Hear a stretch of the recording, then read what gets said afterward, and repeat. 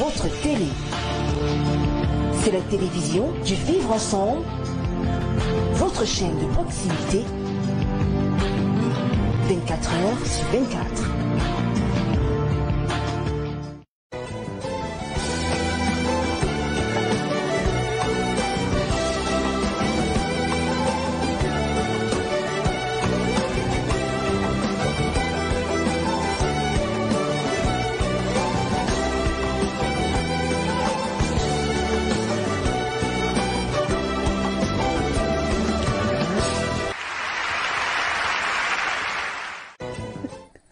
Mesdames, Messieurs, bonjour. C'est toujours un plaisir d'être à votre compagnie dès qu'il est 10 heures sur Info Télévision. Une occasion, bien entendu, de revenir sur l'actualité meublant les tabloïds au Cameroun. Il faut dire que cette actualité, elle est également internationale ce matin puisque le Soudan nous parle. Les dernières nouvelles font état d'une force, d'un coup de force une fois de plus enregistré par les éléments des forces de défense. En question de coup d'État, le coup d'État ce matin dans le cadre de cette émission. On parlera également de la décentralisation qui aujourd'hui est censée se positionner comme la solution peut-être au problème de développement au Cameroun, mais qui reste une véritable problématique dans son ambiguïté et surtout dans les tournures que prend sa mise en place définitive. Merci de nous faire confiance et bienvenue à vous tous dans votre émission Le Débat.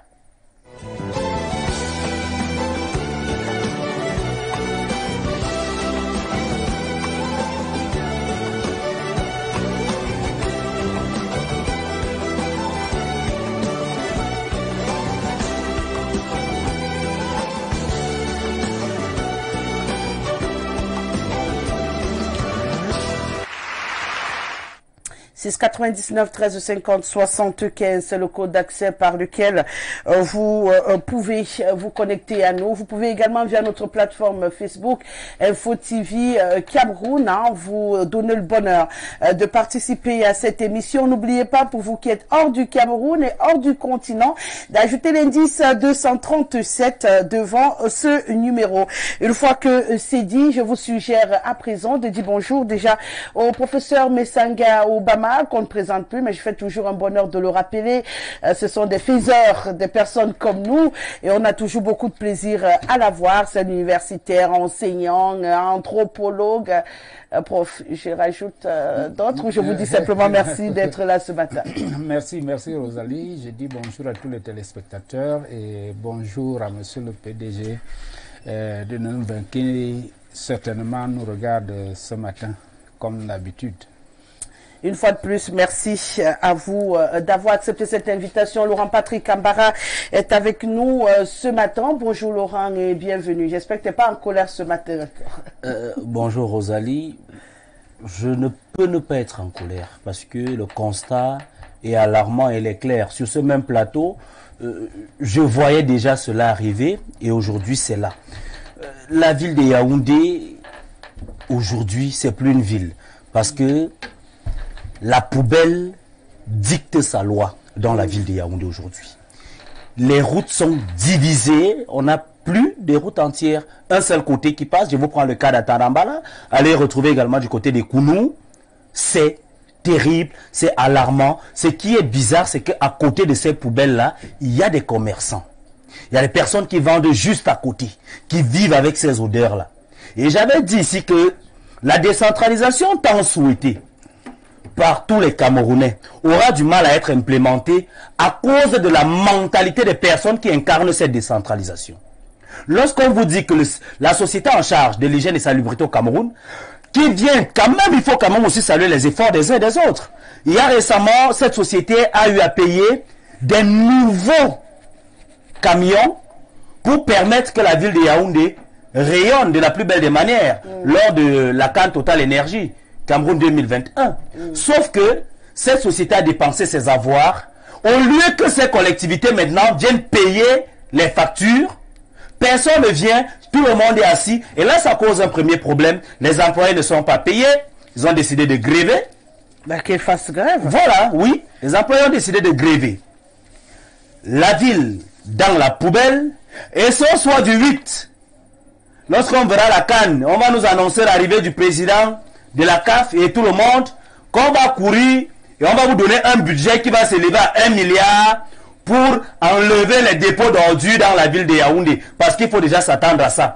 On aura 1 milliard ou 5 milliards, on va vous dire ça comme ça, le ministère de l'urbanisme a fait quoi, avec les collectivités, 1 milliard, rien que pour enlever les dépôts d'ordures qui aujourd'hui, ça s'accroît, ça grandit devant, aux yeux de tous, parce que tous ces maires passent par là. C'est une honte pour ce pays, c'est une honte pour une capitale politique, c'est une honte pour je ne sais même pas, à un moment, les mots me manquent souvent parce que le Cameroun, à un moment donné, tu as même l'envie de rester, mais on ne veut pas te donner l'envie de rester dans cette ville de Yaoundé. Bon, il y a quelqu'un qui a dit ne mets pas les organes, hein, parce que si on t'explique le Cameroun, tu comprends très bien ce qui est en problème. Bon, en attendant, ce qui est sûr, c'est que nous, on aime la propriété, on va vouloir la propriété, ben, sans vouloir dédouaner comme toi complètement nos amis d'Isakam. Il faut dire également que le management se fait d'abord au niveau de l'entreprise qui ramasse les ordures. Donc ils vont pas dire qu'ils ne payent pas les employés parce qu'ils attendent que les mairies leur donnent de l'argent. Donc qu'ils s'arrangent comme ils veulent, mais qu'une solution soit trouvée pour que Yaoundé soit propre. Ça c'est ce que nous voulons. Maintenant les tractations avec les maires et tout, même les maires là ne s'en sortent pas. On parlera de la décentralisation tout à l'heure. Bonjour Patriarche, Bilo ici. Comment vous allez ce matin? Non, ça va, ça va, même comme notre pays va mal. Et ça va être mon coup de gueule, moi aussi. Parce que vous ne pouvez pas demander à une ville d'être propre si l'esprit de ceux qui habitent cette ville n'est pas propre. Et c'est ça le fond du problème de notre pays. Et voilà un fait. Et il se passe au ministère des Finances. Quelqu'un obtient une évacuation sanitaire. Il sort du quartier. Hein. Il obtient une évacuation sanitaire pour 16 millions avec les papiers de son ex-épouse divorcée depuis 15 ans. Et son ex-épouse n'est pas du tout informée. Et elle va être informée lorsque son bulletin du mois va sortir avec une coupe de 100 000 francs. Elle dit, mais pourquoi les finances m'enlèvent 100 000? Elle s'informe et se rend compte que c'est son ex-mari qui a fait le coup. Mais le problème est lequel? En dehors de ce que l'ex-mari a fait. Mais comment des fonctionnaires normaux peuvent engager un dossier qui demande, si je vais être Madame Guesselet, je vais me porter garant pour vous, on devrait avoir ma signature et ma présence. Mais comment ce monsieur qui s'appelle Ondoa Eli Zanga a-t-il fait au ministère et de la Santé et des Finances pour avoir une évacuation à laquelle il n'était pas éligible? Simplement parce qu'il a, je ne sais pas comment il s'est arrangé pour avoir les papiers de son ex-épouse. Alors, il les avait sûrement quand ils étaient encore mariés. Et après le divorce, elle n'a pas sûrement pensé à signaler ou à bloquer devant toute éventualité. Il en a profité. Oui, 15 ans après. C'est la seule possibilité. Non, le problème donc de fond est celui de ce que nous voulons faire de notre pays. Ouais. Parce qu'on ne peut pas demander au seul président d'être correct avec le reste qui n'est pas correct. Ça ne marche pas.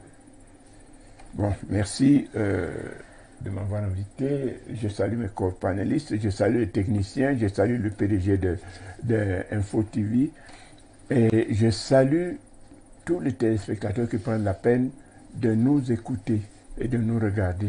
Comme toujours, je dis, j'espère qu'à la fin de l'émission, les téléspectateurs retiennent quelque chose d'utile pour notre pays et pour l'Afrique.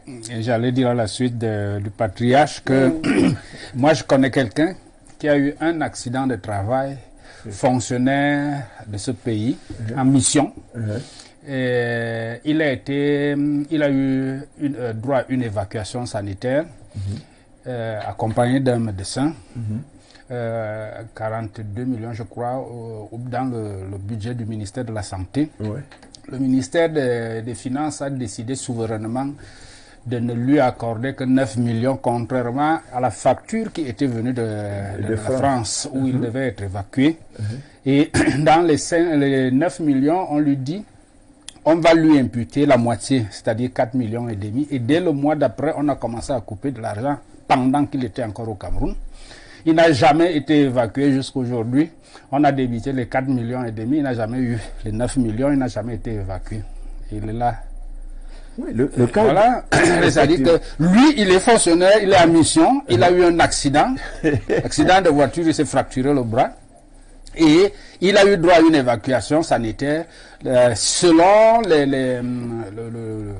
disons que la facture proformement envoyée par l'hôpital qui devait le recevoir à Paris, on établit sur un budget de 42 millions, y compris son accompagnateur. Mais les finances disent, on va te donner 9 millions. Et sur les 9 millions, on va débiter 4 millions et demi. Et immédiatement, on commence à débiter les 4 millions et demi. Quand il dit, où sont donc les 9 millions? On dit, c'est déjà à Paris. Bon, alors, il fallait qu'il prenne la voie du désert, la Libye peut-être, pour aller retrouver ces 9 millions qu'il n'a jamais retrouvés. Il est au Cameroun, les 9 millions sont à Paris. On a déjà débité 4 millions et demi de son salaire. Et le voilà au Cameroun, avec son bras qui n'a jamais été... C'est ça, effectivement. Voilà. Mais cependant que d'autres qui n'ont même pas droit à cette évacuation sanitaire s'en vont. Monsieur Ndoa n'est pas fonctionnaire. C'est son ex-épouse qui est professeur. Et 16 millions, on lui dit, madame, vous allez payer, quand elle s'est rendue compte, vous allez payer 8 millions. Or, elle est à 3 ans de la retraite. Comment va-t-elle payer? Et pourquoi on l'engage sans son accord? C'est ça le Cameroun. Quand vous dites de ne pas vous marier, vraiment, il faut mettre sur Et dans l'autre cas, lui, c'était pas l'affaire d'une épouse. Ah non, je veux dire juste pour sourire, c'est arrivé pour alléger un peu, parce que ça fait mal. À Madame Ondoa, parce qu'elle avait été mariée à Monsieur Ondoa, mais celui qui a eu un accident, qui n'est pas parti. Il est fonctionnaire. Ouais, fonctionnaire, bon, mais son problème n'a pas été résolu. Même Monsieur Ondoa encore ici, au Cameroun. Il n'est pas encore parti. Oui, mais on coupe déjà l'argent à son ex-épouse. J'espère que son argent n'est pas à Paris. Mais on envoie ça au percepteur. Parce que la facture qui arrive, celle qui est arrivée dans le cas d'espèces, c'était 16 millions. Donc, vous payez la moitié, et l'État prend la moitié, et la moitié, on va l'imputer à quelqu'un qui n'a rien, absolument rien à voir avec ce dossier. Et Monsieur Ondoa devait partir en évacuation. Ainsi va le Cameroun. Ouais. Avant de rentrer, bien entendu, dans nos problèmes du Cameroun, on va jeter un coup d'œil aux problèmes hors de nos frontières, parce qu'on se rend tout droit vers le Soudan ce matin, depuis quelques heures. Hein. Ça fait couler beaucoup d'encre et de salive depuis hier du côté du Soudan. Je ne sais pas si on doit déjà appeler ça un coup d'État. Le général Abdel Fattah al-Burhan est donc le nouvel homme fort qui a mis en arrestation les ministres et les membres civils du Conseil de souveraineté, dont le Premier ministre Abdallah Hamdok chapeaute depuis 2019 une transition peut-être fragile, il faut le dire, démocratique, fragile de ce côté-là. Et on se rappelle que le Soudan avait déjà été divisé, professeur Messanga Obama, et aujourd'hui le morceau est soumis à beaucoup de pression, un autre coup d'État, après celui qu'on a enregistré il y a quelque temps. Ça fait beaucoup quand même pour ce pays. Oui, ça fait beaucoup. On peut voir au-delà des pressions extérieures, ce qu'il y a comme dynamique intérieure d'abord dans les pays. Lorsqu'un régime est resté longtemps, comme celui de Omar el-Béchir, il crée des ramifications qui sont souvent difficiles à déboulonner. Alors, c'est pour cela que je dis le panachage qu'on a souvent cherché à faire. Lorsqu'il y a un coup d'État et qu'il est admis qu'il y a un coup d'État, qu'on laisse les militaires qui ont fait le putsch gérer la transition et qu'ils en soient responsables. L'envie de vouloir remettre les civils à tout prix et à tous les prix fait souvent qu'il y a un panachage qui mêle des ambitions diverses dans un même projet. Il me semble que pour remettre en place une structure nouvelle au Soudan, il fallait laisser un ordre fort. Un ordre fort qui ne pouvait être assumé que par les militaires. C'est mon avis. C'est mon avis. Un ordre fort qui aurait pu être, qui devait être assumé par les militaires de manière à restructurer le pays et à laisser maintenant la vie civile, le pouvoir civil s'établir sur de nouvelles bases. Mais lorsqu'en même temps, vous voulez régler ce qu'il y a à la maison en tendant l'oreille aux pressions extérieures, il est tout à fait logique à mon sens que vous n'arriviez pas à atteindre vos objectifs. Mon avis, c'est que les militaires au Soudan ont eu tort de vouloir céder à aux pressions extérieures. Une fois qu'ils ont fait le coup d'État, ils l'assument.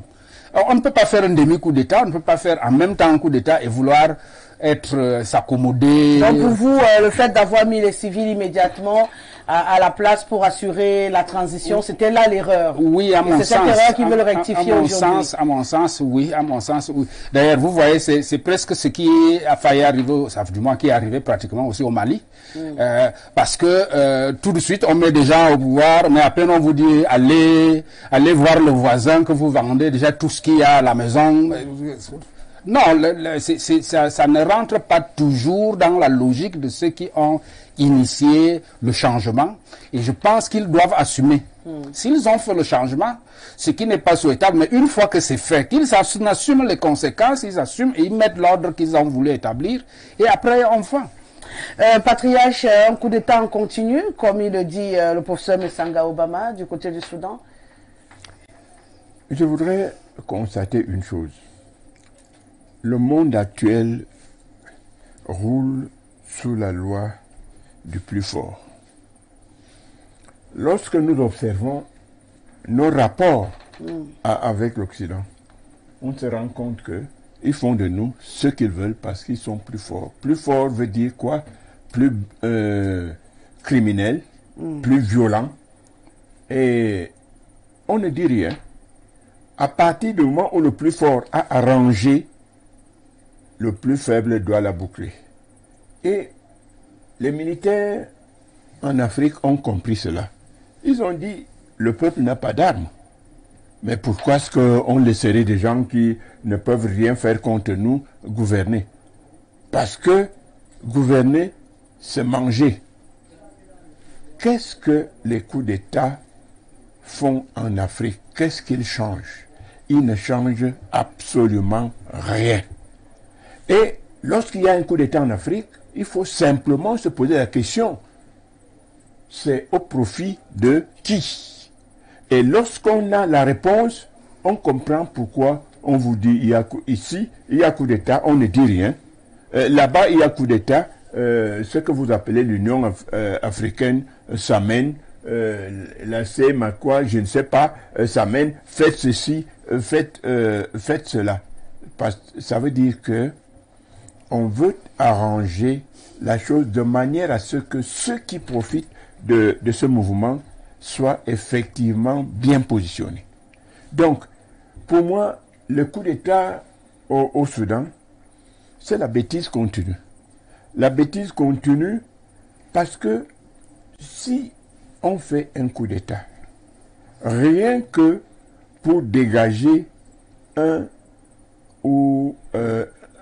président ou une ou deux personnalités, ça ne vaut pas la peine de faire le coup d'État. Le coup d'État devrait s'expliquer par le fait qu'il y a une ligne, il y a une idéologie à appliquer et le coup d'État se fait pour que cette idéologie soit appliquée. Mais ce que nous constatons aujourd'hui chez nous, en Afrique, c'est que le coup d'État est fait pour arranger certains, un point entrée. Et malheureusement, le certain en question n'est pas le peuple. Parce que, dites-moi pourquoi c'est tranquille maintenant au Tchad. Hein? C'est pourtant un coup d'État. Et là, on a vu le président français aller très rapidement arranger ce qui lui plaît. Et ailleurs, lorsqu'il y a coup d'État, on vous dit la communauté internationale. La communauté internationale est si vous voulez, à la base des coups d'État, comme je l'ai dit au départ. Parce que la communauté internationale, qui se résume d'ailleurs en quelques puissances, c'est international, c'est un abus de langage. On pourrait dire le trio États-Unis, Europe et le Royaume-Uni. Et malheureusement, ils ont de l'autre côté la Russie, la Chine. Et c'est pour ça que parfois, on a tendance à constater un certain équilibre. Mais chez nous, il n'y a pas quelqu'un qui puisse peser pour que les choses aillent dans le sens du bien-être de l'Afrique, donc du bien-être du peuple. Donc, le coup d'État au Soudan, c'est que on se dispute les faveurs de ce que peut produire ce pays. On avait déjà réussi à sectionner, à fractionner, comme cela se fait toujours.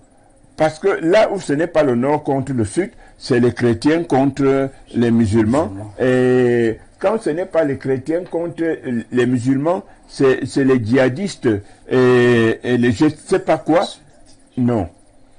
Écoutez, je crois que nous ne devons pas perdre le temps à pérorer sur une bêtise que tout le monde connaît et sur laquelle nous ne sommes pas encore près d'un arrangement.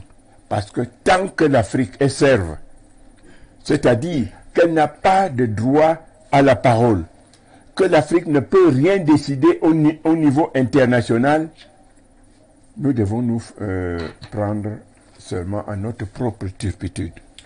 Un retour de l'armée, Monsieur Ambara, qui apparemment n'est pas du goût de tout le monde, puisque la population crie au scandale et demande pourquoi mettre les civils, revenir les enlever pour reprendre brutalement le gouvernail. Ça sent le roussi. Tout le monde veut comprendre pourquoi ce revirement. Qu'est-ce qui n'a pas marché? Est-ce que les civils ne sont pas allés au rythme qu'il fallait? Est-ce qu'ils ont mis trop long à achever la transition? Qu'est-ce qui peut justifier encore que cette armée qui avait déjà fait le coup d'État en donnant la place aux civils revienne au devant de la scène aujourd'hui? Vous savez, il y a toujours une question qu'il faut se poser lorsqu'on parle de coup d'État en Afrique. À qui profitent les coups d'État? Vous savez, Omar el-Béchir, c'est un coup d'État il y a 2 ans. On a mis un civil. Aujourd'hui lui-même, il subit ce que Béchir a subi. Et la première puissance qui est sortie, ce sont les États-Unis qui demandent que les militaires remettent rapidement le pouvoir aux civils. Sinon, ils vont couper l'aide. Écoutez les mots. Ils vont couper l'aide financière destinée au Soudan. Vous comprenez donc que l'Afrique aujourd'hui ne vit que d'aide. Et l'Afrique n'apporte rien. Non. À un moment, c'est pas ça.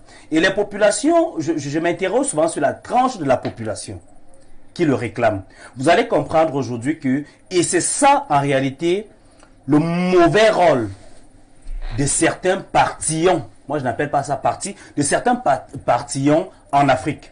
Vous allez comprendre qu'ils vendent une autre idéologie à une certaine catégorie de la population pour leur dire voici ça, soulevez-vous pour que les militaires remettent le pouvoir. Il faut comprendre à un moment donné, j'aime souvent le dire, ceux qui ont connu la France de la Troisième République, la France qu'on nous présente aujourd'hui comme l'un des pays, des pères de la démocratie, ce n'est pas la démocratie qui a développé la France. Non, pas du tout. Il a fallu un De Gaulle à la tête de la France. Il a fallu un militaire qui a mis au pas la France. On ne parlera pas de l'Allemagne aujourd'hui. Si on prenait Hitler, on jetait derrière. C'est un militaire. Qui a dit que les militaires ne peuvent pas remettre de l'ordre dans un pays? Qui l'a dit? Certainement, lorsqu'il y a eu le premier coup d'État avec el-Béchir, les militaires ont remis le pouvoir aux civils, pensant que c'était la solution pour plaire au peuple. Sauf que lorsque ce civil est arrivé, qu'est-ce qu'il a fait? C'est de ça qu'il est question. Il ne savait que les intérêts des personnes de l'Occident, des pays occidentaux, de ceux-là qu'on aime bien appeler la communauté internationale. C'est la communauté internationale qui bénéficiait de cela. Sauf que l'armée qui a d'abord le rôle de protecteur, à un moment donné, lorsqu'on se retrouve dans un parlement ou dans un pays où le parlement ne s'exprime pas, l'armée également a le droit de veiller sur la bonne conduite de nos États. Cette armée certainement s'est rendue compte que bon voilà, on a mis des civils, mais sauf que les États-Unis qui revendiquent aujourd'hui ont retrouvé le sourire. Et c'est pour ça qu'ils vous parlent de couper l'aide. Attendez un peu, qu'est-ce qu'eux ils prenaient au Soudan lorsqu'ils viennent maintenant dire qu'on va couper l'aide? C'est une manière d'insulter encore. Moi je pense que il serait temps peut-être pour le Soudan, qui est un pays, il faut déjà le rappeler ici, qui ne vit que la plupart des coups d'État. On ne sait pas ce qui se passe. On aimerait peut-être comprendre, mais comme on ne peut pas entrer dans leurs différents cerveaux, parce que c'est un pays qui connaît vraiment régulièrement des coups d'État. Il faudrait peut-être aujourd'hui que cette armée essaye de s'auto-saisir et dire non, trop c'est trop, remettons de l'ordre. Remettons de l'ordre. Tout à l'heure, le patriarche prenait le cas du Tchad. Lorsque c'est arrivé au Tchad, on a vu tout le monde crier au scandale. C'était un coup d'État. Tout le monde a crié au scandale. Mais sauf qu'aujourd'hui, pourquoi au Tchad c'est devenu plus calme?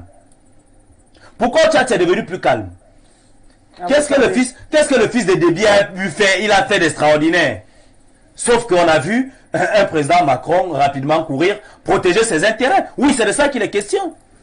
Et c'est pour ça que ça ne fait pas écho. Le jour où on va dire non, remettez le pouvoir au civil. Si Macron ou la France ne trouvent pas son intérêt là-dedans, vous pensez qu'ils seront contents? Non. Ils vont tout faire. On va donner les leçons de démocratie. Voilà. Ils vont tout faire en vous donnant les leçons, en suspendant l'aide. Même pas la coopération, en suspendant l'aide. Ça veut dire que l'Afrique fait tellement pitié à la communauté internationale que nous on ne vit que de l'aide, des soutiens financiers. Donc à un moment donné... Vous passez votre temps à tendre la main. Il faut non, à un moment donné, je pense que... ce que vous faites. Au Soudan aujourd'hui, moi je pense personnellement que l'armée doit prendre ses responsabilités. On a vu des pays qui se disent aujourd'hui des pays démocratiques, qui nous donnent des leçons de démocratie eux-mêmes. Les civils n'ont pas pu. Il a fallu des militaires à la tête de ces États-là pour que ces États redeviennent des États. Et aujourd'hui, ces États sont fiers de l'être. Quand au moins en Afrique, à un moment donné, que ces militaires-là, quand ça ne va plus, et que les intérêts de la population sont bafoués, que ces militaires remettent de l'ordre. Qu'ils ne prennent pas le pouvoir eux aussi, peut-être pour appliquer de la violence sur les populations, non. Mais pour remettre de l'ordre, et peut-être un jour, lorsqu'on l'aura compris aussi en Afrique, on sortira peut-être de certaines perditions. Bonjour, docteur Christian Tentiu, vous êtes analyste politique. Vous nous avez rejoint alors que nous échangions déjà sur ce sujet, sur le Soudan. Votre lecture de ce qui se passe en ce moment de ce côté-là? Je tiens déjà à accuser mon retard et à dire bonjour, patriarche. Merci. Parce qu'il a fait quelque chose il y a quelques années, nous étions très contents, son comportement au tribunal. Commissaire X. Oh. Ouais, merci beaucoup. Je dis bonjour à tous mes panélistes. Moi, j'ai un problème avec Vous accusez votre retard? Non, c'est par rapport à ça que je fais la part. C'est le camion le plus âgé. Non, non, vous avez dit que vous accusez votre retard. Moi, Quand vous excusez pas de votre retard, vous accusez le retard. Le retard fait quoi? C'est que la route, c'est pas facile. Ah. Il y a des jours, c'est mon pays qui a fait Professeur, je vous ai dit que c'est l'argument que le docteur Tentiu va me donner sur moi, ce quand je suis à plateau. l'extérieur, je prends 30 minutes, j'arrive. Oui, oui. Mais au pays, il faut que je prenne 1h30. Habituez-vous au Et pays. la nuit, on a coupé la lumière. Il fallait que je cherche dans tous les moyens. Elle a dit qu'il ne faut pas s'habiller en vert. Et j'ai trouvé que ici, il y avait trop de... J'accuse. S'il te plaît, prends ça comme ça. J'ai accepté. Prends comme ça. Je m'y attendais. Le coup d'état, là, c'est pas un coup d'état physique. Voilà. C'est un peu très émotionnel. Alors, docteur, votre lecture sur ce qui se passe au Soudan? Moi, j'ai un problème avec l'Afrique. C'est que l'Afrique est très riche. Il y a de très grands intellectuels. Il y a la main-d'œuvre. Vous avez remarqué, chaque fois, quand des peuples ont investi sur une certaine catégorie de jeunes générations, on crée toujours un brouhaha et vous retrouvez ces gens en train de faire le travail, ce que nous appelons à l'époque le Mamadou. Parce que Mamadou, c'est celui-là qui doit laver les assiettes. C'est pas pour... Je salue tous les Mamadou. Mais il y a quelqu'un qui a chanté, Mamadou va laver les assiettes. Et ils ont besoin de ça. Parce que la Chine et les États-Unis sont bâtis sur ce qu'on appelle les Mamadou. De lundi à vendredi, on s'habille comme les ouvriers. Et le dimanche, on porte la cravate, on va à l'église. Mais chez les francophones, de lundi à vendredi, on s'habille comme des rois, on ne fait rien. Et le dimanche, on est ouvrier. Et de la deuxième chose, quand je regarde le Mali, à l'époque d'ATT, quand il faisait le coup d'État, quand le général ATT a fait un coup d'État, il était très propre. Propre au point où nous l'avons célébré. Et quand on regarde le Nigeria, le Nigeria est contrôlé toujours par des militaires. Que le soit Obasanjo qui est passé, c'était un général. Que le soit le général Bouhari, il était même pas 4 étoiles, 3 étoiles. Le Nigeria a été bâti sur des militaires. Et nous pouvons voir aujourd'hui le résultat. C'est un pays, l'Afrique est un pays de complexité. On a des musulmans, on a des chrétiens, parmi des bantous, il y a des post-bantous, on te dit que c'était tribu à nez long, à nez court, ça fait tout cet embouteillage. Et je vais prendre ce que le patriarche a dit, que quand il y a quelque chose, on pose la question, à qui profite le crime? La première question, que ce soit un accident, que ce soit ta personne qui ne te salue pas, quand il y a un froid, tu te poses la question, mais qu'est-ce qui profite que je tombe? Qu'est-ce qui profite que je pleure? Et nous allons prendre la géopolitique. Il y a ce qu'on appelle le premier pilier géré par Washington, sur lequel il y a Israël. Il y a le deuxième pilier qui est le Vatican, qui est Rome, sur lequel l'Europe est assise. Il y a un troisième pilier qui est l'Arabie Saoudite, qui est la Ligue arabe. Et l'Arabie Saoudite ne permettra pas qu'il y ait une démocratie quelque part dans un pays musulman. À chaque fois qu'un pays musulman veut se décaler, que ce soit le Mali, surtout le Soudan, prenons le Soudan. On frappe, il n'y a rien. Ils vont tout faire pour tirer l'évier, pour que tout revienne à zéro. Et n'oublions pas que le premier président Al-Béchi a fait des contrats avec des Chinois et des Russes. Et là où la Chine passe, la Chine ne perd jamais. Ça, je n'aimerais pas à recevoir des foudres. Quand la Chine est quelque part, s'ils perdent, ils créent des problèmes. Et il y a ce qu'on appelle les mains sales comme la CIA. Ils vont creuser de l'or, creuser le pétrole et partir avec. La Chine ne perd jamais. Quand tu prends l'argent de la Chine, si tu veux partir avec ta démocratie, rassurez-vous. Regardons, je peux vous citer 4-5 pays où la Chine est passée. Et après, le Nozo là, la Chine qui a fait la route qui devait traverser le Nigeria, Cameroun. Mais après, qui profite du crime maintenant? On sort le bois, on sort le pétrole, on creuse tout, on part avec. Et il y a un autre point où j'aimerais parler, c'est le temps de la transition. Le pouvoir en Afrique est souvent mystique. Quand quelqu'un prend le pouvoir, il a au moins 5 ans pour se retrouver. C'est-à-dire que ce soit une direction, que ce soit quelqu'un qui est nommé quelque part. Parce que d'abord, les fusions, les forces tribales autour de lui ne permettent pas d'abord qu'il se délie des alliances verbales, de toutes ces alliances. Et le cas du Soudan, c'est un cas très. Pourquoi? On va vous dire qu'il y a les groupes armés qui sont formés dans le Soudan. C'est-à-dire qu'on quitte du Soudan pour se retrouver en Éthiopie. Si bien que le président éthiopien, au moment où se plaignait de ces relations, c'était pas officiel, que la plupart de tous ces dissidents vont faire le tour du Soudan. Ils vont passer par le Soudan pour se retrouver à Burkina Faso. Donc il y a tout un corridor qui passe par le Soudan. Et rappelons-nous que le président tchadien est tombé. Pourquoi? Parce que quand on fait sortir des réfugiés soudanais pour venir au Tchad, parmi lesquels, parce que comme disait Nasser Arafat, les réfugiés sont devenus les combattants. Chaque fois qu'il y a un réfugié quelque part, n'oublions pas, ils deviennent des combattants. C'est pourquoi nous, aujourd'hui, la guerre prend une autre dimension. Chaque fois qu'il y a un groupe de réfugiés qui sont quelque part, on les forme comme des combattants. On a besoin de 2 ans. La peur les MIA pour sortir, avoir les étoiles, c'est 2 ans. Maintenant, j'ai un problème avec l'Afrique. Je n'aime pas que l'Afrique se plaigne. Quand tu as une belle voiture, tu sais comment tu conduis. Quand tu as la chance d'avoir une belle femme, tu dois tout faire pour la garder. C'est-à-dire le matin, j'ai faim, on te donne à manger. C'est-à-dire que je ne peux pas. Donne même l'impression que tu peux. Maintenant, revenons encore pour le problème du Soudan actuel. Là où nous sommes d'ailleurs. Là où nous sommes. Là où nous sommes. Le véritable problème, c'est quoi? Ce général a peur. Parce que ils ont signé des contrats avec la Chine et la Russie. Et on demandait déjà qu'on va faire revenir le procès de l'ancien président Béchi, parmi lesquels il était dans le comité central, dans le cœur du système. Pour lui, donner le pouvoir aux civils. Et chez civils, ici, il y a une tendance pro-américaine et pro-occidentale. Donc, s'il revient au pouvoir, on doit soulever des dossiers de vieux de 30 ans. On doit faire venir des morts et ils sont trempés. Parce qu'un dictateur ne vit que du sang des autres. Oui, il risque de passer à la trappe. Voilà. Parce que pour un dictateur, ce n'est pas des bols, ce n'est pas des promesses. Soit à la guerre froide, soit physiquement. Et là, c'est la raison pour laquelle, quand il a commencé ceci, ils ont ramassé tous les leaders de la société civile, tous ceux qui ont l'intelligentsia. Et nous savons que l'intelligentsia de l'homme, celui qui t'enseigne te contrôle. Moi, par exemple, j'ai un problème avec ma cravate, parce que je suis de la culture occidentale.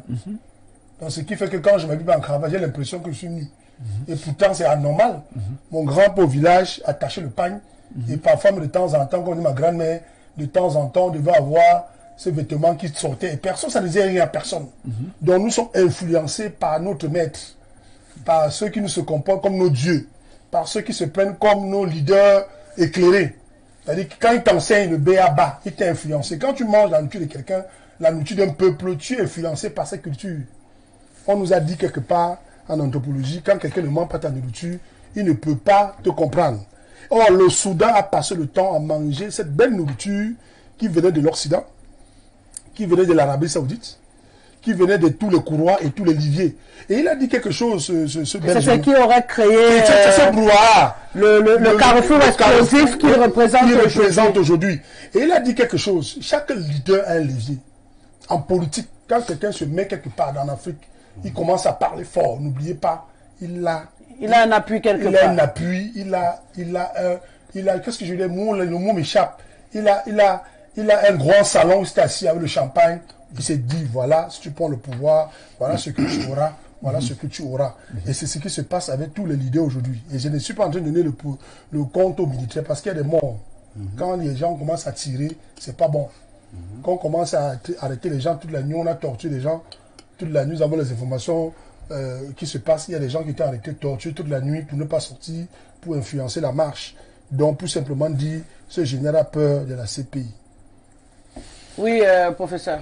Oui, en fait, je suis d'accord pour l'essentiel sur les actes de pression extérieure sur le Soudan, à savoir l'acte arabo-musulman avec notamment l'Arabie Saoudite et les Émirats Arabes Unis.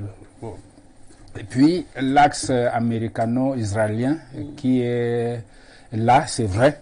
Mais ce que je voudrais dire, c'est qu'aucun pays au monde n'est à l'abri des influences extérieures. Bien, alors, c'est pour cela que je m'intéresse davantage aux dynamiques intérieures pour voir comment est-ce que les choses se structurent. Vous voyez la taille de la Corée du Nord. Vous voyez son poids économique. Mais la Corée du Nord a eu pour volonté politique de s'armer. Les États-Unis ont menacé de bombardements, ont menacé tous les... du moins, l'Occident a menacé de couper les vivres. Tout ce qu'on a fait... On a même coupé. On a coupé les vivres. La Corée du Nord a atteint ses objectifs. Parce qu'elle le voulait. L'Iran, aujourd'hui, est aussi un autre exemple. Oui. Vous voyez toute la pression qu'il y a sur l'Iran. Après une guerre, vraiment qu'il a... affaibli, mais les Iraniens ont dit on ne peut pas se développer économiquement si on n'a pas la garantie de la sauvegarde de cette économie. Et la sauvegarde, la garantie de la sauvegarde, c'est l'armée. Les Iraniens se donnent les moyens pour avoir l'arme atomique contre vents et marées. Ça veut dire qu'il n'y aura aucun moment où cette fameuse communauté internationale, ou même ses amis, entre guillemets, qu'on peut avoir, vont vous dire, ok, développez-vous au point de vous émanciper des influences extérieures. Ça n'arrivera jamais à aucun peuple dans le monde. Donc, alors, c'est pour cela que je reviens sur les dynamiques internes au Soudan. Pour dire, Omar el-Béchir a mis le temps qu'il a mis. Il a tissé la toile du pouvoir telle qu'il l'a tissée. Pour qu'il se maintienne, il a fallu que son pouvoir soit enraciné sur des structures qui peuvent être ethniques, qui peuvent être politiques, qui peuvent être religieuses, qui peuvent être diverses comme toute action politique. Mais lorsqu'on fait donc partir un tel régime par la force, il faut avoir les moyens et le temps pour déboulonner cette machine. Et c'est ce temps-là que les militaires ne se sont pas donnés. Et moi je dis, le coup d'État, on ne peut pas prendre un coup d'État comme quelque chose de véritablement souhaitable. C'est vrai que le coup d'État peut être souhaitable quand la pourriture est forte. Vous avez vu au Ghana. C'est pour cela que je voulais relativiser ce que disait le patriarche tout à l'heure sur l'Afrique. On ne peut pas vraiment aussi prendre l'Afrique comme un tout cohérent. Il y a des nuances en Afrique. Ça, c'est évident. La belle Libye, la Libye riche, la Libye développée, là, était avec les militaires. Oui. Le niveau de vie en Libye, tout le monde le sait, était de loin supérieur à beaucoup de pays d'Europe de l'Ouest. Oui. Bien, mais c'est les militaires qui ont fait ça. Bien, le Ghana, on a dit, le Ghana était déjà à terre un pays sans économie formelle. C'est un militaire qui a redressé. Oui. Mais je dis l'erreur au Soudan. C'était pour les militaires d'avoir pris le pouvoir, peu importe les soutiens, mais d'avoir voulu jouer un panachage de mauvaise aloi. C'est-à-dire, ou bien vous assumez votre acte et vous instaurez la ligne d'avoir créé oui, d'avoir donné, et n'oublions oui. pas que la population s'est manifestée déjà contre cette transition avant le coup d'État. Il y avait déjà des manifestations contre la transition au Soudan. Ça veut dire qu'il y a quelque chose, et c'est à ce moment-là qu'on a vu aussi l'établissement des relations avec Israël, c'est-à-dire pratiquement un changement de cap de l'ordre de l'Alliance. Alors, ça ne peut pas se passer, et je suis d'accord avec ceux qui ont dit que les pays arabes ne pouvaient pas aussi laisser filer un allié de cette importance sans bouger, sans lever le petit doigt. C'est-à-dire, c'est logique. Donc, ce que moi je dis, les militaires au Soudan ont commis l'erreur d'avoir fait un demi-geste comme au volley. On ne fait pas de demi-geste. Au volley, on ne fait pas de demi-geste. Faute. Donc, il faut assumer ce que vous avez fait. Et maintenant, ils sont maintenant pris pratiquement à leur jeu. C'est-à-dire qu'actuellement, ils doivent s'afficher. Et je suis d'accord aussi avec l'axe d'analyse qui veut dire que c'est en mouiller eux-mêmes dans le régime d'Omar el-Béchir. Oui. Ils doivent être sur place aujourd'hui. Oui, il faut avoir la garantie aussi que un procès comme ça ne doit pas s'ouvrir. Et encore que, il peut s'ouvrir. On a vu en Côte d'Ivoire qu'on peut ouvrir pour un même problème, un procès en estant en justice seulement certains acteurs et en laissant d'autres. Ça aussi, ils peuvent le faire. Ils peuvent espérer que ça peut se passer aussi. Ça peut se passer là-bas. Mais le gros de ce que je voudrais dire, c'est que quand on a pris un acte grave comme celui du coup d'État, il faut l'assumer. Jusqu'au bout. Jusqu'au bout. Instaurer l'ordre qu'on a voulu instaurer.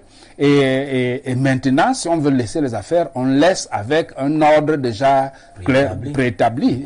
Et à ce moment-là, on sait, c'est comme un chemin de fer. Lorsque vous avez mis des rails, vous laissez le train dessus, vous savez qu'il ne va pas, il ne peut pas virer ni à gauche ni à droite, il va suivre. Un mariage de raison, Monsieur Ambara, qui vole en éclats, qui nous rappelle étrangement l'Égypte. Justement, j'aime souvent le dire ici. Quand vous voyez la situation, si on est en train de répéter, parce que vous voyez un peu comment ça va. Lorsque vous allez regarder la situation en Égypte, où cette même communauté internationale a eu à commettre des erreurs, tout en venant finir avec la Libye, je prends le cas de la Libye, en venant finir avec la Libye, en voulant corriger les mêmes erreurs, on s'est retrouvé au Mali, mais en commettant les mêmes erreurs. Aujourd'hui, c'est pareil avec le Soudan.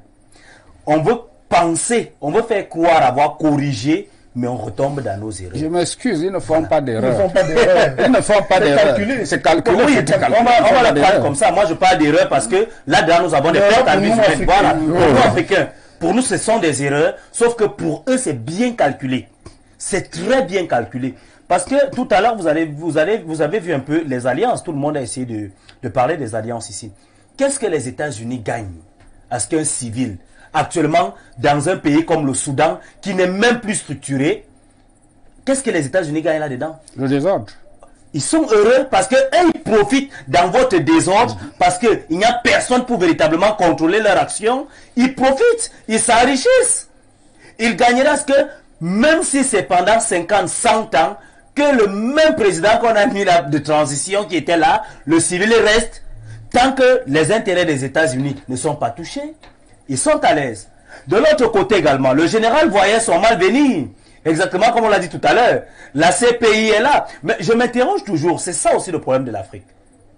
Nous-mêmes les Africains, on n'arrive pas à juger nous-mêmes, que ce soit nos anciens chefs d'État, que ce soit nos généraux, il faut toujours faire appel à la Cour pénale internationale.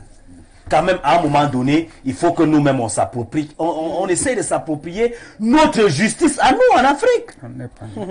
Il le faut à un moment donné. Sauf qu'on se retrouve dans un jeu d'intérêt. Un mariage donc qui n'a pas donné, parce qu'on a pensé, c'était aussi ça le problème. Lorsque les militaires prennent la transition, on chasse Béchir, on se dit qu'en mettant un civil, on gagne la confiance non seulement de tout un peuple, et on fait plaisir à la communauté internationale, sans savoir que cette communauté internationale s'était déjà divisée. D'un côté, les États-Unis qui voulaient sa chose, de l'autre, les Arabes qui voulaient pour eux. Alors, qu'est-ce qu'il faut faire? Automatiquement, vous allez subir les mêmes pressions extérieures. L'autre va vous dire non, enlevez le type que vous avez placé hier là, il ne sert plus nos intérêts. Qu'est-ce qu'il faut faire? La transition qui a peur, hein, n'est-ce pas, le sang qui a coulé, et je le dis toujours, certains coups d'État en Afrique seront toujours corrigés. J'ai mal quand je vois ce qui se passe au Burkina Faso, que le principal acteur même n'est même pas là. Il est hors du pays lorsque ça se passe. Mais sauf que on finit toujours par payer. Vous montez, vous descendez, on finit par payer.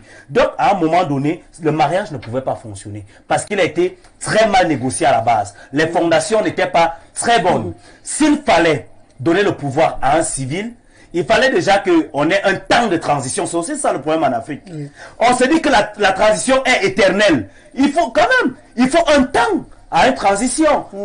C'est pas après 5 ans que tu vas voir que non, il faut que j'organise les élections. Non, la transition n'a pas de temps. Et même les bases de cette transition-là, quelles étaient les bases? Il faut voir le début. Quelles étaient les bases? On ne fait pas plaisir souvent, le plus souvent. Il faut arrêter de faire plaisir à nos petits copains, oubliant l'intérêt général qui est l'intérêt de la nation. Ça fait que 3 ans, cette transition. Ah, c'est petit. À peine. Ouais, bon, 3 ans à peine. Il disait tout à l'heure que chez nous, en Afrique, il faut d'abord 5 ans pour respirer avant de... Si vous permettez, déjà, pour que je flèche. Oui. C'est la raison pour laquelle en Guinée forestière, Conakry, je crois. Oui, Conakry. Par rapport à ce qui s'est passé avec Dadi Camara, oui. Ils ne sont pas pressés pour mettre la pression sur le Koné Doumbia. C'est-à-dire qu'en mettant la pression, il peut mal piloter. Parce que imagine quand tu es sur le volant, on dit que vas-y à 60 à l'heure, 70, il faut prendre le temps pour qu'on se corrige, pour qu'il y ait le temps d'asseoir d'abord, parce qu'il y a l'autorité de l'État. Oui. Parce que quand il y a un coup d'État, comme a dit le professeur, on met tout en benne. Tout est mis, il faut les hommes, il faut ceci. Il y a des rancunes politiques. Le temps de refaire la vie, l'oxygène, que l'oxygène arrive au moins 405 ans pour moi. En Afrique. Voilà. En Afrique. Donc vous voyez qu'on n'est qu'à 3 ans. Donc, et là, on fait déjà des coups d'État au lieu d'attendre patiemment les 5 ans. Le problème de l'Afrique, je me pose parfois des questions. Et puis je comprends quand même, lorsque nous disons nous, le nous là n'est pas en place, parce que c'est pas le peuple qui décide. Oui. Oui. Je voudrais me poser la question, et je la pose en même temps à ceux qui nous regardent. Pourquoi voulez-vous que les militaires assurent votre sécurité et vous ne voulez pas que les militaires prennent le pouvoir? Est-ce que ce n'est pas assurer la sécurité lorsque les gens ont faim? Lorsqu'il n'y a pas de route, lorsqu'il n'y a pas d'hôpitaux, est-ce que c'est la sécurité? Donc, vous ne pouvez pas demander aux militaires de jouer un rôle comme si ce rôle ne concernait pas le pays. Non, je voudrais qu'on dise, qu'on sache que le militaire est un citoyen. Exact. C'est un citoyen. Donc, si on ne veut pas de militaires chez nous, où on donne l'impression, c'est parce qu'on n'a jamais fait ce que j'ai dit depuis. Que l'Afrique conçoive et implémente un mode de gouvernance africain. Quand ce n'est pas cela, ne demandez pas. Les autres viennent vous faire des leçons parce que vous avez pris leur mode de gouvernance. Et il dit non, c'est pas comme ça que ça doit se passer. Et il le dit parce que c'est leur affaire, ce n'est pas l'affaire africaine. Pourquoi? Regardez, prenons le cas de la Libye. La Libye trouve un moyen libyen de gouvernance.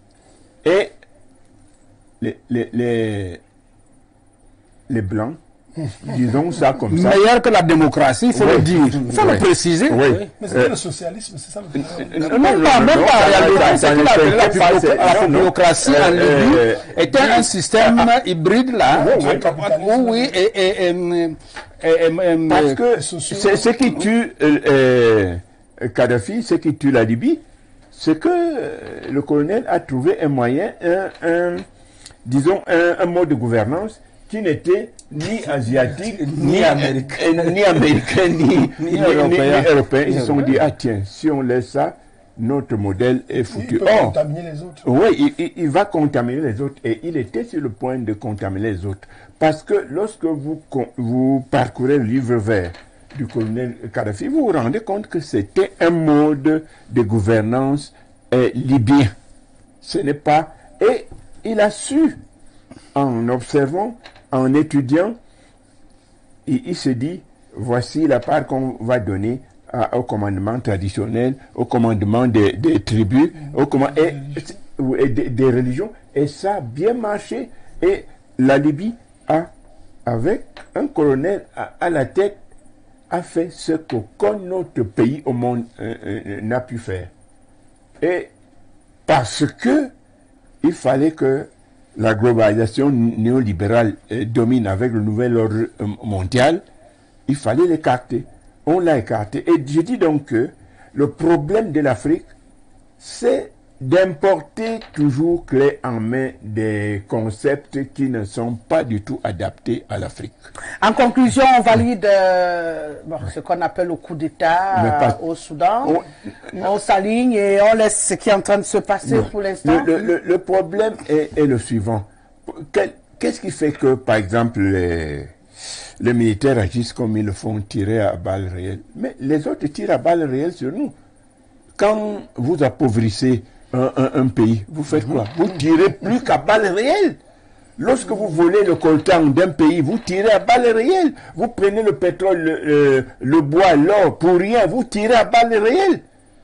Donc, l'uranium au Niger. Oui, l'uranium. Le Niger a que dit qu'à 15% de tout ce et vous tirez à balles réelles. Parce que qu'est-ce qui se passe? On a mis dans la tête des gens, par ce concept importé, qu'un militaire ne peut pas... Non, on a donné l'exemple ici. De Gaulle était militaire. Et puis le Nigeria à côté est pas militaire à militaire. Est-ce que le Nigeria n'a pas implosé? Donc, ce qu'il faut, il nous faut une idéologie. Il nous faut un projet pour l'Afrique. Il nous faut une vision. S'il n'y a pas cette vision, les autres trouveront toujours moyen de s'infiltrer ou d'infiltrer des gens. Et chaque pays africain a des endocolons. Et ce sont ces endocolons qui manœuvrent. Toujours. C'est comme du franc Fanon. Donc, vraiment, il nous faut un mode de gouvernance, un mode africain de gouvernance. En attendant au Soudan. Oui, je suis... le coup d'État du Soudan nous parle. Ouais. Tout simplement, il nous permet d'analyser la situation de l'Afrique. Ouais. Et je suis d'accord avec le patriarche sur la vision dichotomique qu'on semble faire entre l'armée et le peuple, ou bien même les dirigeants. De manière... L'armée fait déjà partie des dirigeants. Bon. Mais le vrai problème, c'est que comme nous avons raté nos indépendances, nous n'avons pas pensé notre armée. Et nous avons gardé la structure de l'armée coloniale qui était une armée étrangère, l'armée des Blancs, contre un peuple...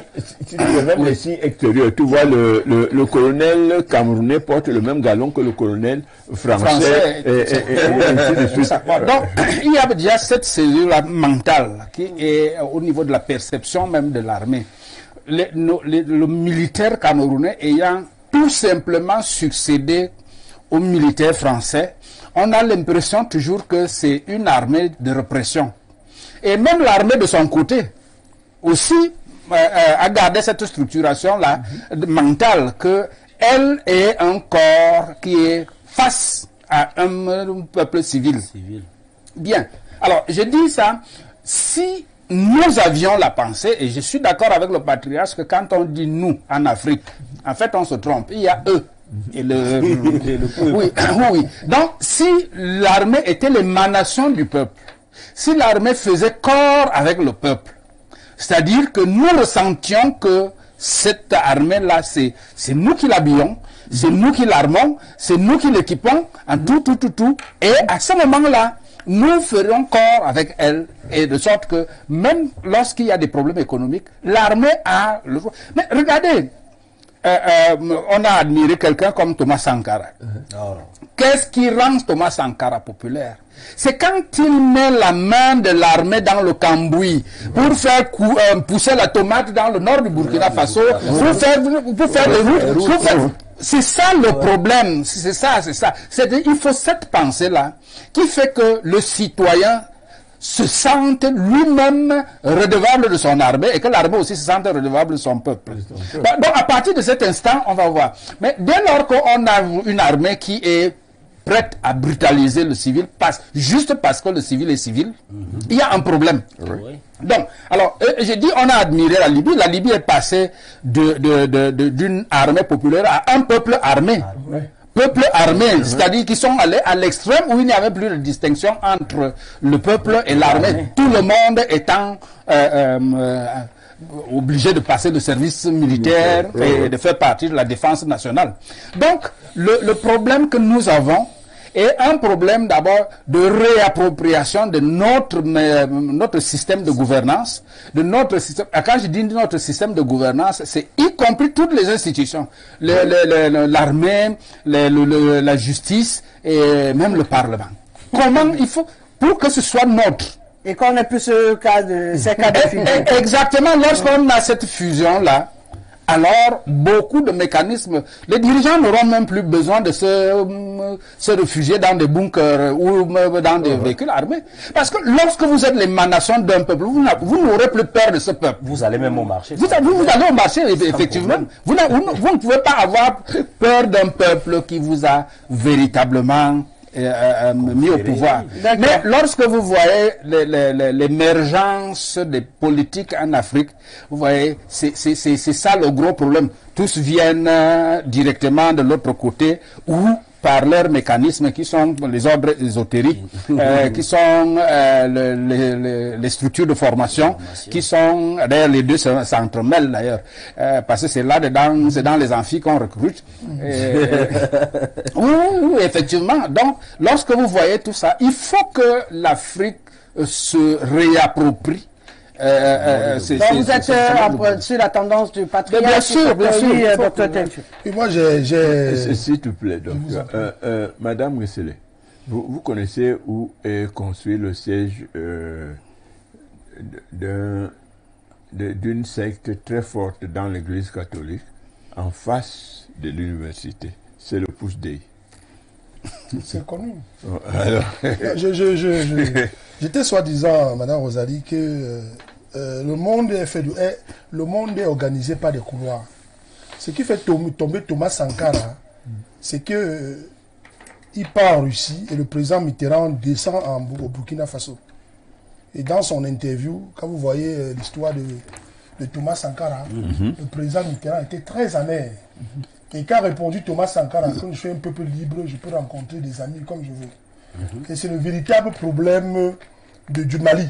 Le jour où le Mali a décidé de vouloir faire le contrat avec, via la Russie avec les militaires ouaniens, vous avez vu comment la délégation de l'exécutif des Nations Unies sont descendus en pompe pour là. Parce que, vous savez, il y a des rancunes de 200 ans, 400 ans.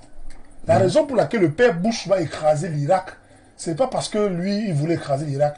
Il y a eu un peuple juif qui, il y a des années, ont été disséminés et presque anéantis par Saddam Hussein, avant Saddam Hussein. Ce qui fait qu'il y a des rancunes, on nous met à l'intérieur. Par exemple, on a parlé de l'Arabie Saoudite, les Émirats Arabes Unis et l'Iran. Ils ne s'entendent pas. Parce qu'ils ont des querelles depuis Mohamed entre les chiites, les sunnites et toutes ces tendances-là. Or, l'Afrique est devenue maintenant comme un grand carrefour où on a trouvé la porte ouverte, chacun est venu, a eu son titre foncier, ils sont assis. Mais qu'allons-nous faire maintenant? Kadhafi tombe pourquoi? Kadhafi tombe pourquoi? Parce qu'il avait une tendance très forte, on n'avait pas peur. Imaginez que Kadhafi était aujourd'hui avec Saddam Hussein, le monde devait être comment? Imaginez qu'à l'époque, aujourd'hui, que nous parlons, que Kadhafi soit au pouvoir, que Saddam Hussein soit au pouvoir. Mais il y a un problème avec les militaires, c'est question de droits de l'homme. Là où il y a des militaires, il y a un gros charnier. Kadhafi a fait il a enterré plus de 1000 personnes. Donc vous n'êtes pas d'accord avec l'idée de mettre les militaires à non, je suis pas très friand. Il y a des civils qui font pire, hein? Oui, je sais, les civils font pire. En Syrie, les avions et les machins qui écrasent le peuple, c'est les militaires qui gère, parce que le président syrien a refusé de gagner les élections. Non. Attends, j'arrive. Le problème est ailleurs. Non, ça n'a rien à voir. C'est le refus de laisser le pipeline pour le gaz des Émirats pour l'Europe. C'est ça le vrai problème. Ça, c'est le prétexte qu'on a trouvé. C'est pour le gazoduc. Le gazoduc. Il y a prétexte. Dictateur. Même quand il y a prétexte. Tu ne Kadhafi, peux pas prendre dictateur. Kadhafi. Il a eu Les Européens ont voulu contourner le gaz Nous russe sommes d'accord. par le gaz des Émirats arabes. Mais c'est ça le vrai problème. Quand tu t'assois, tu as donné ta parole, reviens parmi ces gens et ne change pas ta parole après. La plupart des effets. Qu'est-ce que les Américains ont fait aux Français avec le problème de Bozizé, c'est quoi? le sous-marin nucléaire? Qu'est-ce qu'ils font? Ils ne respectent pas leurs paroles. Pourquoi vous voulez que nous les respections? C'est pas comme ça. Non. Vous savez, déjà même pour déclarer. Entre eux, ils ne se respectent pas. Ils ne respectent pas les paroles. Non, ils ne sont pas gentlemen. Les Américains ont montré aux Français qu'ils ne sont pas gentlemen. Ils les ont bouclés sur la marché. Ils sont embrassés. Ils ont embrassé après d'avoir pris le marché.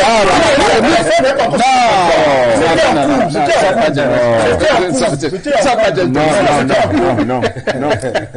Quand ils ont leurs intérêts, ils n'ont pas ces principes, ni des droits de l'homme, ni des paroles de ça n'existe pas. C'est le rapport de force. Oui. Quand vous voyez partout. Les prisons américaines nous montrent qu'il n'y a pas de trois droits. tendances pour renverser le coup d'État.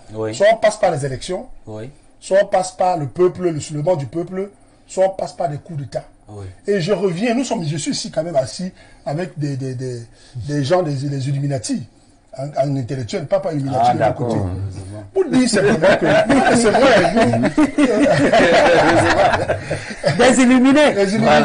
Je veux simplement vous dire, la plupart des pays africains, quand vous entendez, on commence à respecter, l'Occident commence à respecter, c'est parce qu'il y a un contrat. N'oublions pas que leur monde aussi, ça tourne. Vous allez voir les élections en France. C'est avec leur partenaire. Prof, je vous en prie, une minute, s'il te plaît, de grâce. Vous allez voir que, voilà les élections qui arrivent en France. Et le président qui arrive, s'il est du couloir bleu, automatiquement, ils vont tout changer. Le réseau qui joue en Afrique, c'est le réseau de Mitterrand. Si Macron perd là, tous les présidents africains qui ont été déposés par Mitterrand seront déposés. Alors, qu'est-ce qui se passe? Ils jouent sur les leviers. Quand ils te donnent le pouvoir, ils te disent que fait 4 ans, mais fait 4 ans. N'allez pas changer la constitution après un plan que c'est arrivé. Que ce soit en Centrafrique Bozizé. En d'autres termes, qu'on accepte de se faire diriger tranquillement. Ils ont pris le pouvoir comment? Ils ont pris le pouvoir comment?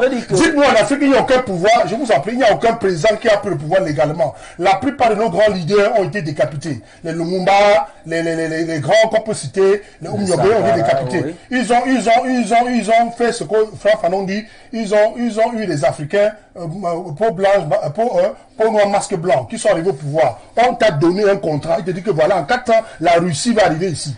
Et en 5 ans, tu quittes parce que moi, j'ai un autre leadership. Ils changent de leadership. Pourquoi ils changent de leadership? C'est comme vous dites, tout à fait d'accord. Sauf que vous démontrez l'inverse. Moi, je vous dis, le président, il dit... Permettez que je chute une histoire. S'il vous plaît.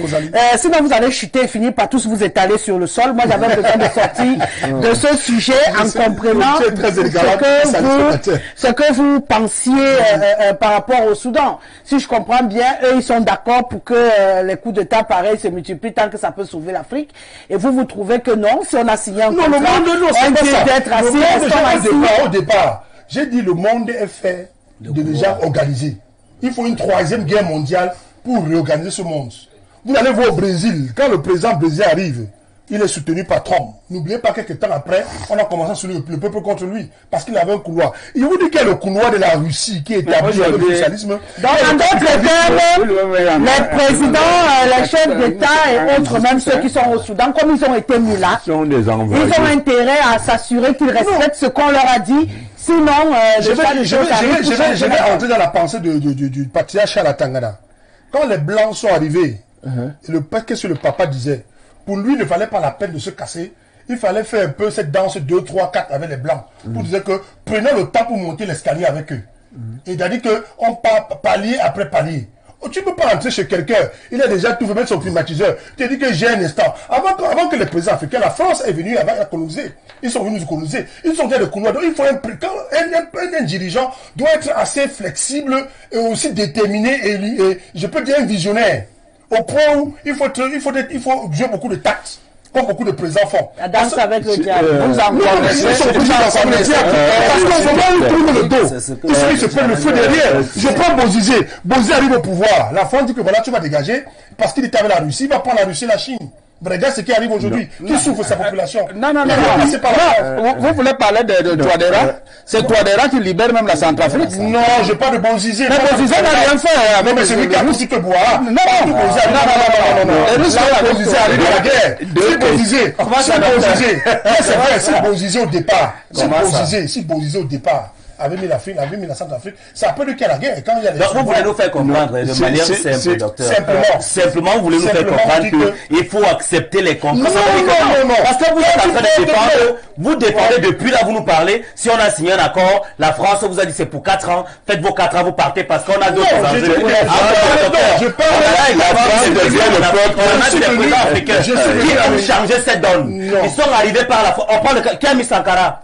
Sankara, c'est un élève d'où? Si vous voulez qu'on a dans la... Sankara était un élève d'où? Sankara, sur le plan politique. Il était élève de qui? Au départ. Sankara, à la fin... Docteur, vous ne répondez pas à ma question. Je ne réponds pas. Moi, j'ai dit... Sankara était élève de qui? Quelle est la puissance qui mène de Sankara?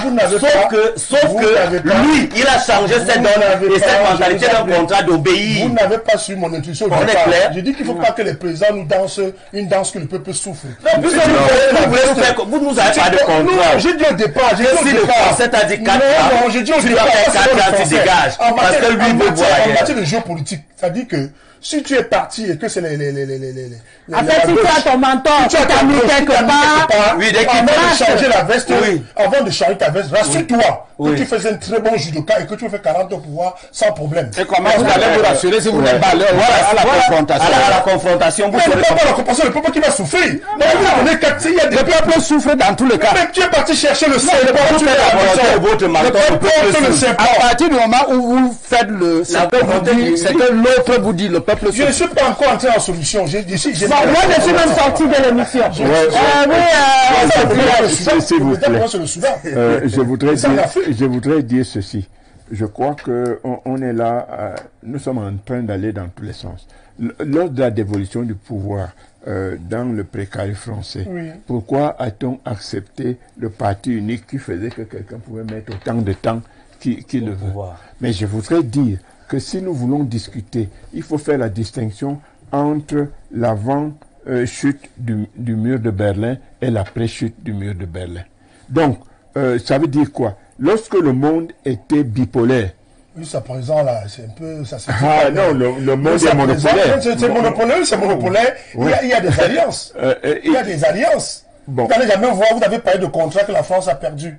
Parce que l'Australie a tendance à... Je voudrais dire qu'il est temps qu'on sorte de là. Nous sommes d'accord, prof. Moi, j'étais ici, s'il te plaît, grand frère, papa. Moi, je voulais ici énumérer les petits problèmes à nos jeunes demain qui vont devenir des politiciens. Pour dire qu'exactement en politique, quand tu es en train de jouer le Mingan, assure-toi que le pied gauche ne bouge pas. Parce que tu es un pilier. Même dans le sud américain, quand on t'a donné le pouvoir, que c'est les 9 qui t'ont donné le pouvoir, les 9 peuvent te renverser. On t'empoisonne mystiquement, on te tue mystiquement. On va se voir la forêt, on attrape ton esprit, on remet quelqu'un qui doit marcher selon la vision idéologique qu'on t'a mis au-dessus. Il faut justement rompre avec cette... Non, c'est exactement, je suis d'accord. Du pouvoir qu'on vous donne. Je suis d'accord, prof. Parce que j'étais avec vous tout à l'heure, vous avez parlé que Kadhafi a réussi à mélanger entre ce qui était bien. Mais dit que le problème de Kadhafi, là, on s'est appuyé pour renverser Kadhafi, c'est qu'on l'a piégé. C'est exactement ce qui se passe avec les présidents. On te piège qu'il y a démocratie, tu tues, les gens meurent. Et quand le sang coule, il y a les rancunes. Et ces rancunes-là vont remonter sur toi. Vous dites que notre propre, ce général n'a pas été propre au départ. Il n'était pas comme Atete, il n'était pas comme Doumbia. Il n'a pas été propre, il a versé le sang. J'ai envie de poser J'ai envie de poser la question en ce moment-là de qu'est-ce que vous appelez propriété lorsqu'on se retrouve dans cet univers-là. C'est une expression qui doit directement disparaître, docteur. Je ne suis pas sûr qu'il y ait un dirigeant de ce monde qui soit propre. Voilà. Merci de me rappeler ce document. Ambara, rentrons dans nos villages et respirer de l'air frais. Ainsi va le triangle dans la complicité intellectuelle de la rapine. C'est Masok Thomas. Le Soudan nous montre la bêtise humaine à vivre des remous politico-économiques en termes de gouvernance. Il est préférable d'avoir des dictateurs éclairés à penser le développement dans un système communautaire où le peuple souverain est au centre de l'action gouvernementale, comme en Libye, que de vivre ce que nous avons. C'est Masok Thomas qui réagit. Bonjour Rosalie, pour moi le coup d'État fait déjà partie de la culture de la démocratie africaine. On continuera à s'entretuer pour gouverner et manger puisque notre monnaie, notre société sont aux mains des étrangers. Bonjour Rosalie et bonjour à ton panel. Une décentralisation hyper centralisée ne peut pas apporter un développement. Quand on nous enlève les ministres de décentralisation, l'habitat, je pense qu'il a mis un pas sur le prochain sujet. L'habitat et les sociétés comme Isacam et on laisse les communes gérer les voiries dans leur circonscription. Les problèmes d'ordures doivent être leurs préoccupations. Merci, c'est dans depuis Ngousso. Madame Guessele, le problème racine de la situation de l'Afrique est l'incompétence des dirigeants. On ne développe pas un pays qui veut, mais qui peut. Il ne suffit pas de faire un coup d'État. Le plus important est d'apporter un bien-être, un mieux-être aux citoyens. Madame Guessele, il y a beaucoup de diplômés en Afrique, mais trop d'incompétents, d'universitaires faussaires. C'est Monsieur Etoundi qui nous écrit depuis la Côte d'Ivoire. Bonjour le plateau, c'est vrai, l'armée peut bien remettre de l'ordre dans un pays, mais pas n'importe laquelle, une armée bourgeoise. Non, quelqu'un le mentionnait sur le plateau, Hitler et même chez nous en Afrique, le colonel Muammar Kadhafi, Thomas Sankara, ils ont fait leur preuve. André Duncol Bisson, c'est un peu embrouillé au départ. Vous avez compris pourquoi j'ai ralenti pour essayer de comprendre ce qu'il voulait dire. Il faut dire à monsieur à la barbe. C'est moi. C'est vous. Qu'il est menteur. Il parle de quel pipeline, lui, en tant que professeur, il ne maîtrise pas sa géographie. Ce sont mes téléspectateurs. Nos militaires attendent quoi pour suivre ce bon exemple? Ils ont les gros salaires. C'est normal. Ah bon? Oui. Mais si, on ne doit pas prendre, le militaire ne doit pas prendre le pouvoir pour le pouvoir. Bonjour, c'est une utopie de penser que l'armée peut diriger un pays tranquillement en Afrique parce que les puissances étrangères vont fabriquer des Africains assoiffés de pouvoir. Quelle est même cette démocratie qui élimine une tranche de personnes? C'est Georges qui le dit. Bonjour Rosalie, pour moi vraiment le Soudan nous fatigue. Coup d'État, après on arrange, après coup d'État. De toutes les façons, ces derniers temps c'est la chanson en Afrique. Attendons seulement quand les autres de chez nous vont aussi faire. Suivez mon regard. Tu n'as même plus besoin de suivre ton regard, tu as déjà dit. La démocratie, c'est même quoi au juste? Une création de l'être humain. Dieu le Créateur a dit tout pouvoir vient de Dieu. Quand l'être humain le comprendra, il y aura plus tout ce que nous voyons là. Tout rentrera dans l'ordre. Madame Guessele, le niveau de vie des Ivoiriens s'est amélioré depuis que Ouattara a pris le pouvoir. Tant que les Africains ont des dirigeants médiocres, certaines de leurs créatures vont passer le temps à accuser les Occidentaux. Bon, avec les images, je ne peux pas m'en sortir. Qu'est-ce qu'il y a, patriarche? Quand on prononce Dieu, ça vous dérange? Non, non, c'est le type qui dit qu'on doit pas... Ouais, c'est sa pensée. Il trouve que Dieu, tout pouvoir vient de Dieu. Non, maintenant, il peut se tromper, mais c'est son point de vue. Pourquoi ça devrait déranger? Non, ça ne dérange personne. Moi, j'ai posé la question de savoir qu'est-ce qu'il met dans Dieu. C'est Dieu, tout court. C'est Dieu comme on l'entend. Qu'est-ce que vous voulez qu'il vous explique dans Dieu? C'est le temps des réactions. Hein? Au SMS, vous voulez réagir, allez-y. Oui, je voulais réagir à 2 SMS. Le premier, c'est que celui qui parle de manière ordurière, là, celui qui dit que vous ne connaissez pas votre géographie. Il dit que je mens. Je voudrais tout simplement lui dire que je ne lui répondrai pas dans le même ton. Mais qu'il se renseigne bien. Il y a eu un projet de gazoduc entre les Émirats Arabes Unis pour servir l'Europe. Et le tracé passait par la Syrie. Il n'est pas juste informé. Et justement, il n'est peut-être pas informé parce que c'est le refus au courant de cette de Béchir, Assad, pardon, Assad de laisser passer ça par la Syrie, qui est il faut dire que la Syrie est un allié inconditionnel de la Russie.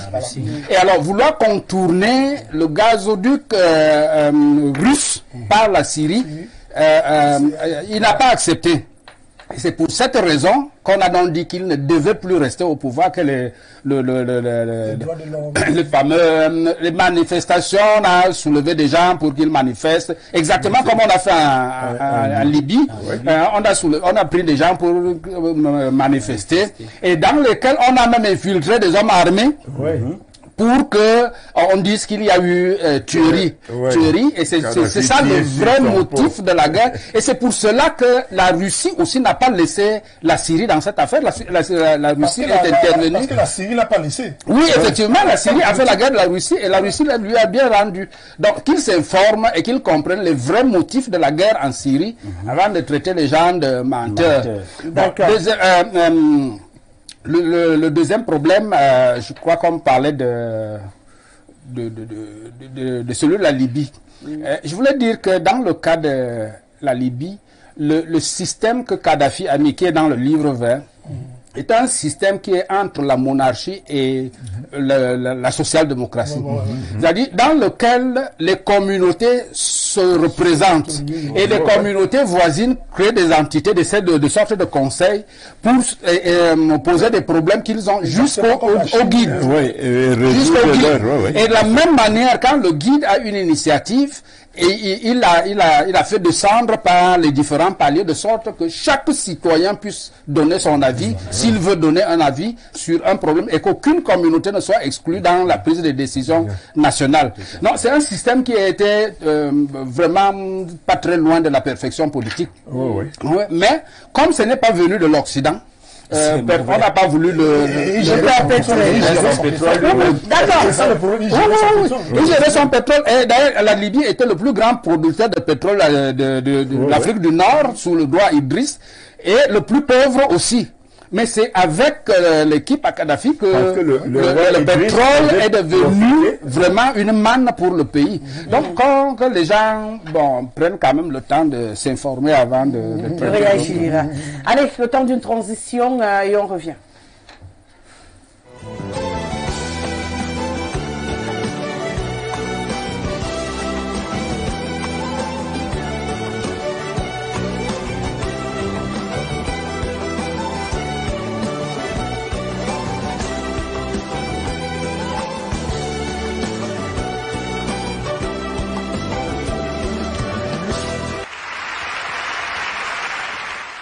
Chasser Kadhafi du pouvoir. Vous comprenez que j'ai pas tout pris. J'ai pris ce qui était utile. Il veut qu'on parle comme il parle. C'est un inculte. On va s'intéresser à présent à la revue. Le temps, c'est les femmes.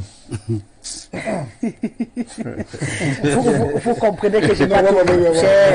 J'ai sélectionné ce qui était utile. Et là même rajouté, c'est pas vrai, le gazoduc russe par l'Allemagne. Donc, vous voyez qu'on va caler dessus, hein, si je continue à lire les réactions de mon ami Évariste du Bénin, qui semble à côté de la plaque. Donc, on va avancer, on avance. Allez, on s'intéresse au tabloïd paru ce matin. On va démarrer cette revue de presse avec le bi-hebdomadaire La Météo. La Météo parle de lutte contre le Covid. Le vaccin n'est pas encore obligatoire.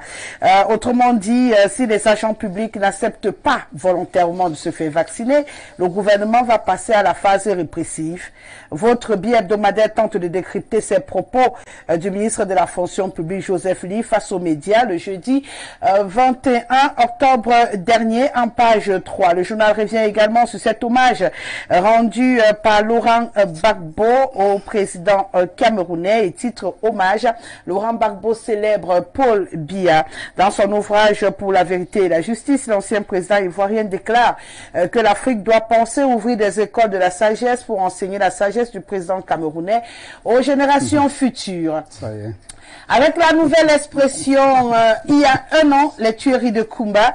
Le 24 octobre 2020, 7 enfants ont été assassinés dans l'attaque d'une école, une tragédie symbole du conflit en zone anglophone. Un an après, des écrivaines reviennent sur cette affaire avec un recueil intitulé « Le sang des innocents ». La nouvelle expression en fait écho en page 4. L'oubli hebdomadaire aura plus. Pas de crise de trésorerie et nous informe du calvaire des fonctionnaires en période de salaire. En page 3. Info Matin, le quotidien est disponible ce mardi. Cannes 2021 en vitrine.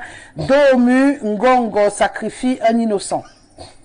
Des proches du ministre d'État, secrétaire général de la présidence de la République, font distiller une fausse et grossière information sur une enveloppe d'1 milliard de francs qu'aurait reçu le ministre de la Communication, un fonds pourtant jamais débloqué par la task force dont le LGPR est par ailleurs lui-même le gestionnaire.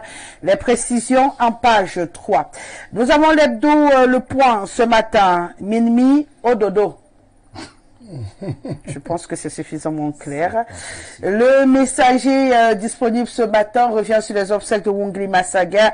Le complot éventré, chef de famille du défunt Thierry Marcel Massage, persiste et signe que l'enveloppe du chef de l'État a été détournée au secrétariat général de la présidence de la République. En page 10, les détails. Avec Flèche d'Afrique, Dieudonné Mva est en vitrine à la presse avec ambition. D'après le journal en page 5, avec la discrétion qui le caractérise, le patron de presse continue avec ambition et détermination sa carrière au service de l'information longue de plus d'une trentaine d'années.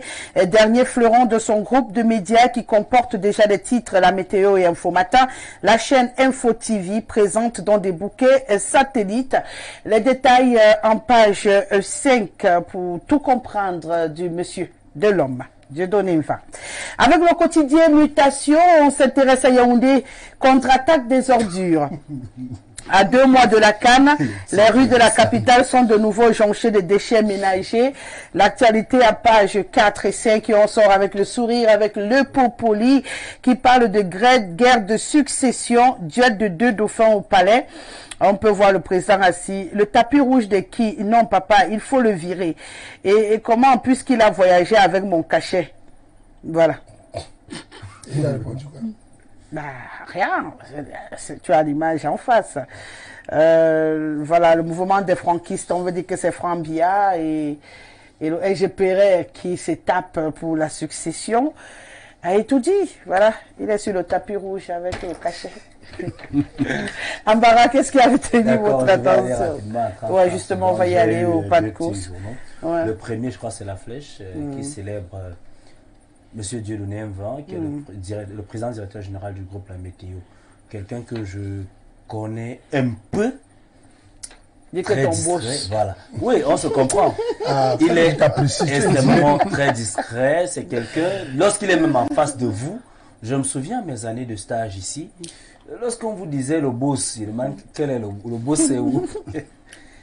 Généralement, il laissait sa grosse voiture noire et puis il venait dans la petite voiture bleue là, c'est le boss.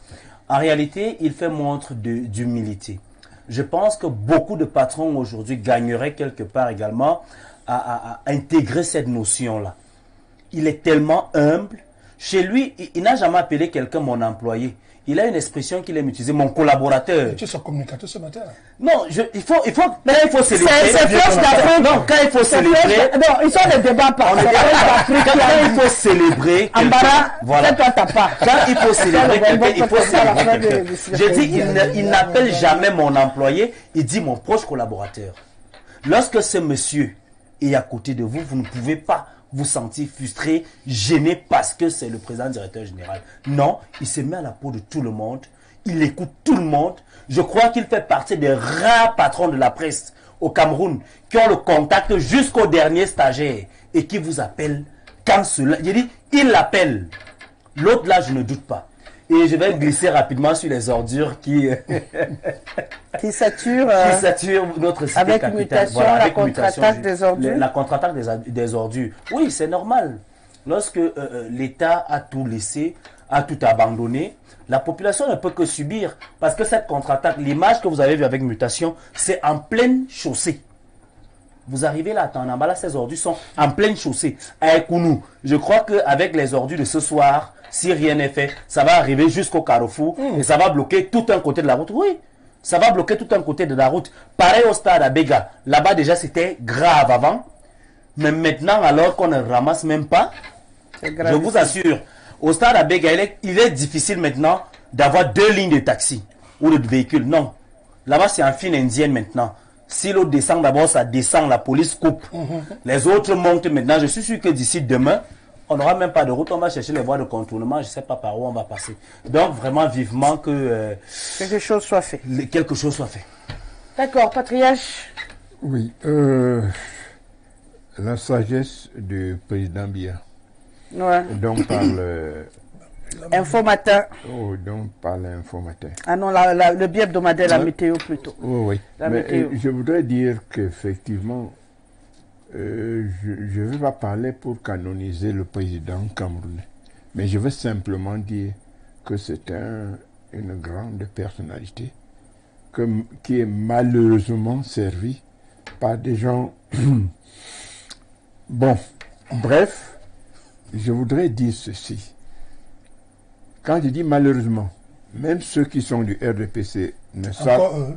C'est plus patriote. Donc, ici, on ne commente pas. Chacun prend sa part. Ceux qui sont du Chacun prend son RDPC morceau. ne savent pas présenter ce que le président Biya fait. Ils ne savent pas.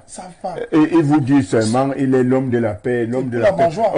Or, si vous êtes, quand on vous parle de paix, alors que vous avez déjà mis 2 jours sans manger, je me demande de quelle paix on parle. Donc, le président Biya, j'ai su qu'il était en connexion avec Kadhafi le jour de la mort de Kadhafi. Il se trouve comme par hasard, je suis assis en face du ministre directeur du cabinet civil. Nous avons dans son bureau un grand écran. Et c'est à ce moment, paf, que la nouvelle passe, qu'on vient de tuer Kadhafi. J'ai vu M. Bellingue-Boutou pleurer. Ouais. Mais le président était avant voir le Kadhafi quelque temps. Docteur Tantenchou. Non, on ne commente pas. Il n'y a pas et lorsque je l'ai vu, je me suis dit... Si le sujet vous intéresse, vous prendrez le même journal. Ce n'est donc pas pour rien que Kadhafi avait prévu que le Fonds monétaire africain devrait être ici. Ces gens avaient des relations si étroites. Et j'ai dit aux gens du RDP, ce n'est pas mon devoir de leur dire, mais je suis Camerounais. Essayez de comprendre ce que fait votre président.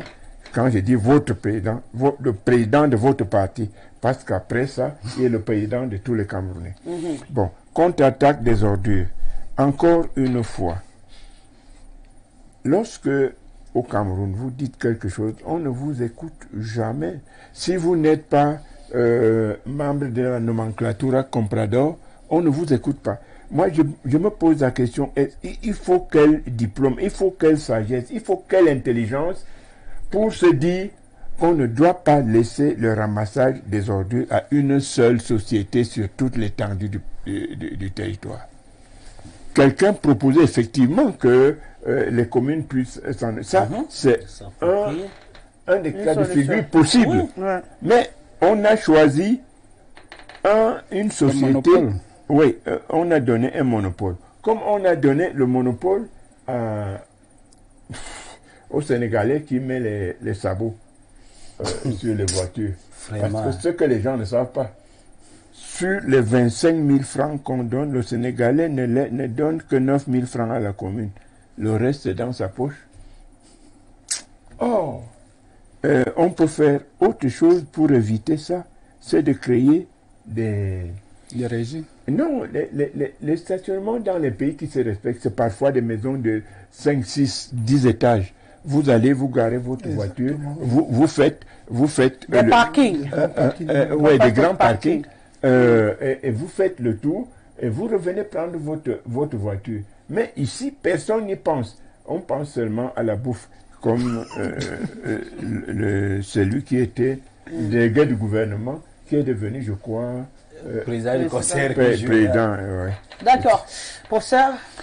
Oui, alors moi, c'est la caricature de Popoli, c'est Popoli, qui m'a amusé parce qu'elle traduit les contradictions de notre perception de la vie politique.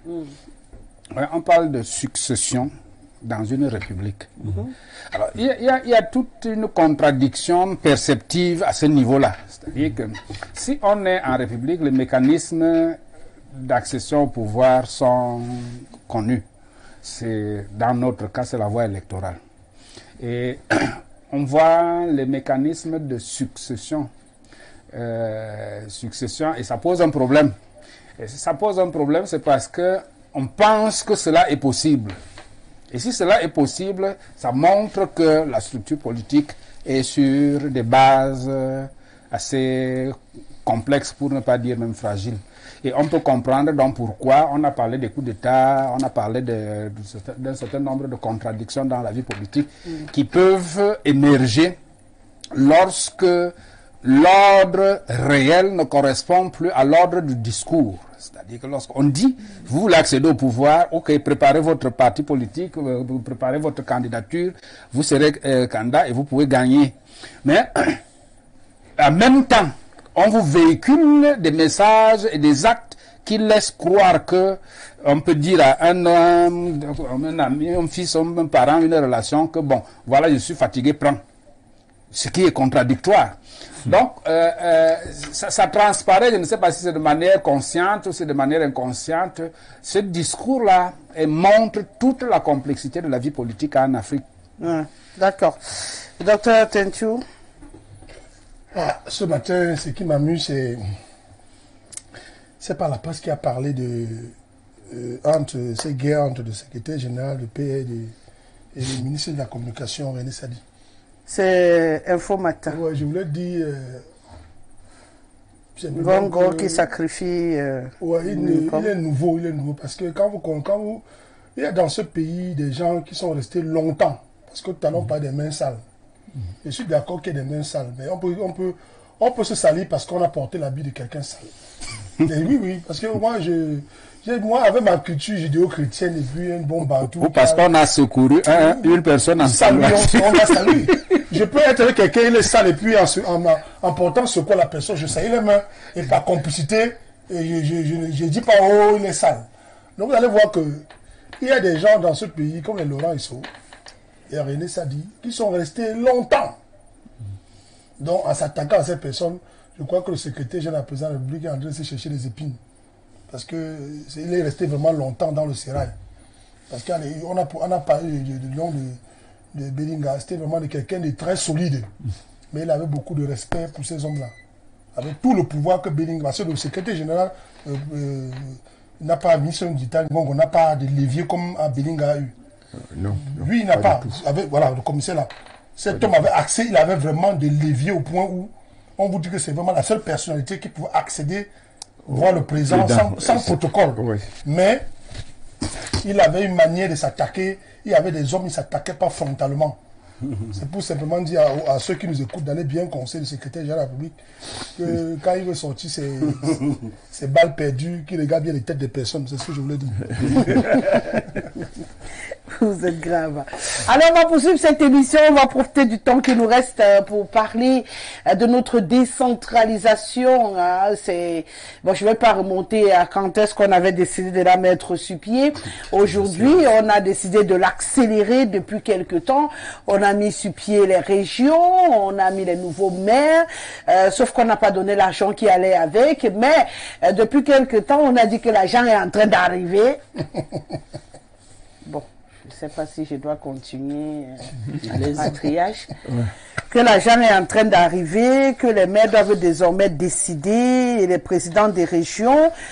Seul bémol, c'est que quand on descend sur le terrain, on a des gens qui se rassemblent pour sauver des régions, alors qu'on a des présidences de régions qui existent. Ça crée un imbroglio qui commence à questionner un tout petit peu. Est-ce finalement la décentralisation qui va développer ce pays, Patriarche? Madame Gesselet, lorsqu'on parle d'accélérer la décentralisation, j'ai dit, écoutez, monsieur, on ne peut pas accélérer le néant. Je ne connais pas la formule. pour qu'on accélère la décentralisation, il faut qu'il y ait au préalable une décentralisation. Et notre pays n'a pas encore une véritable décentralisation. Okay. C'est ça le problème. On a un ministre de la décentralisation. Mais, ça, c'est autre chose. J'ai dit la décentralisation d'abord dans son application, dans sa conception et dans son application. On n'a pas, je l'ai toujours dit et je maintiens, que le Cameroun n'a jamais procédé à une décentralisation parce que l'élément fondamental de la décentralisation, c'est l'élection. Et je voudrais un Camerounais honnête et courageux qui me dit oui, pour aller à la décentralisation, on a effectivement eu de véritables élections. Parce que l'élection est le gage de l'indépendance des organes non centraux. Et on ne peut pas parler de décentralisation lorsque des organes non centraux ont des tutelles. Lorsque un sous-préfet ou un préfet peut installer quelqu'un qui normalement devrait être élu et installé, je voudrais comprendre.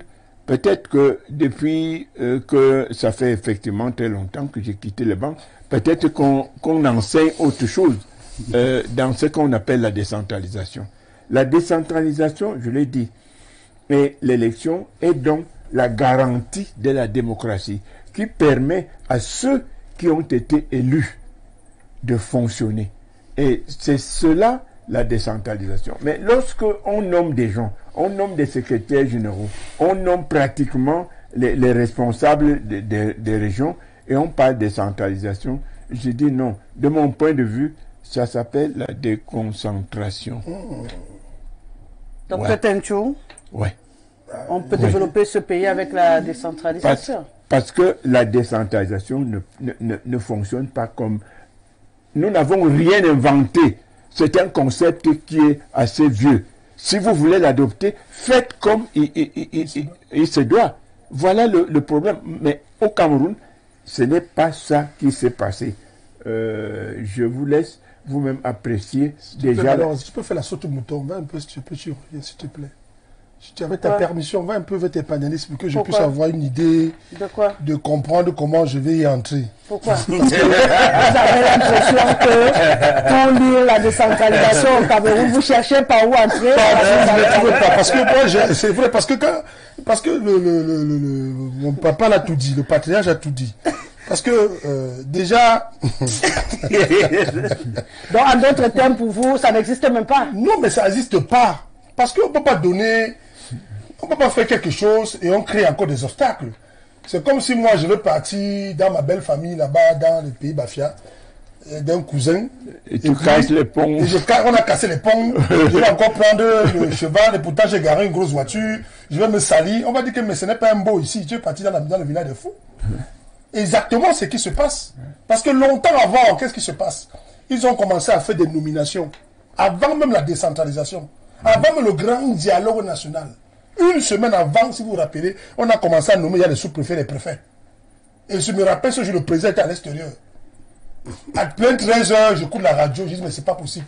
Vous déclarez qu'il y a grand dialogue national, on commence déjà à pousser les pions, mais qui est derrière ça? À qui profite le crime?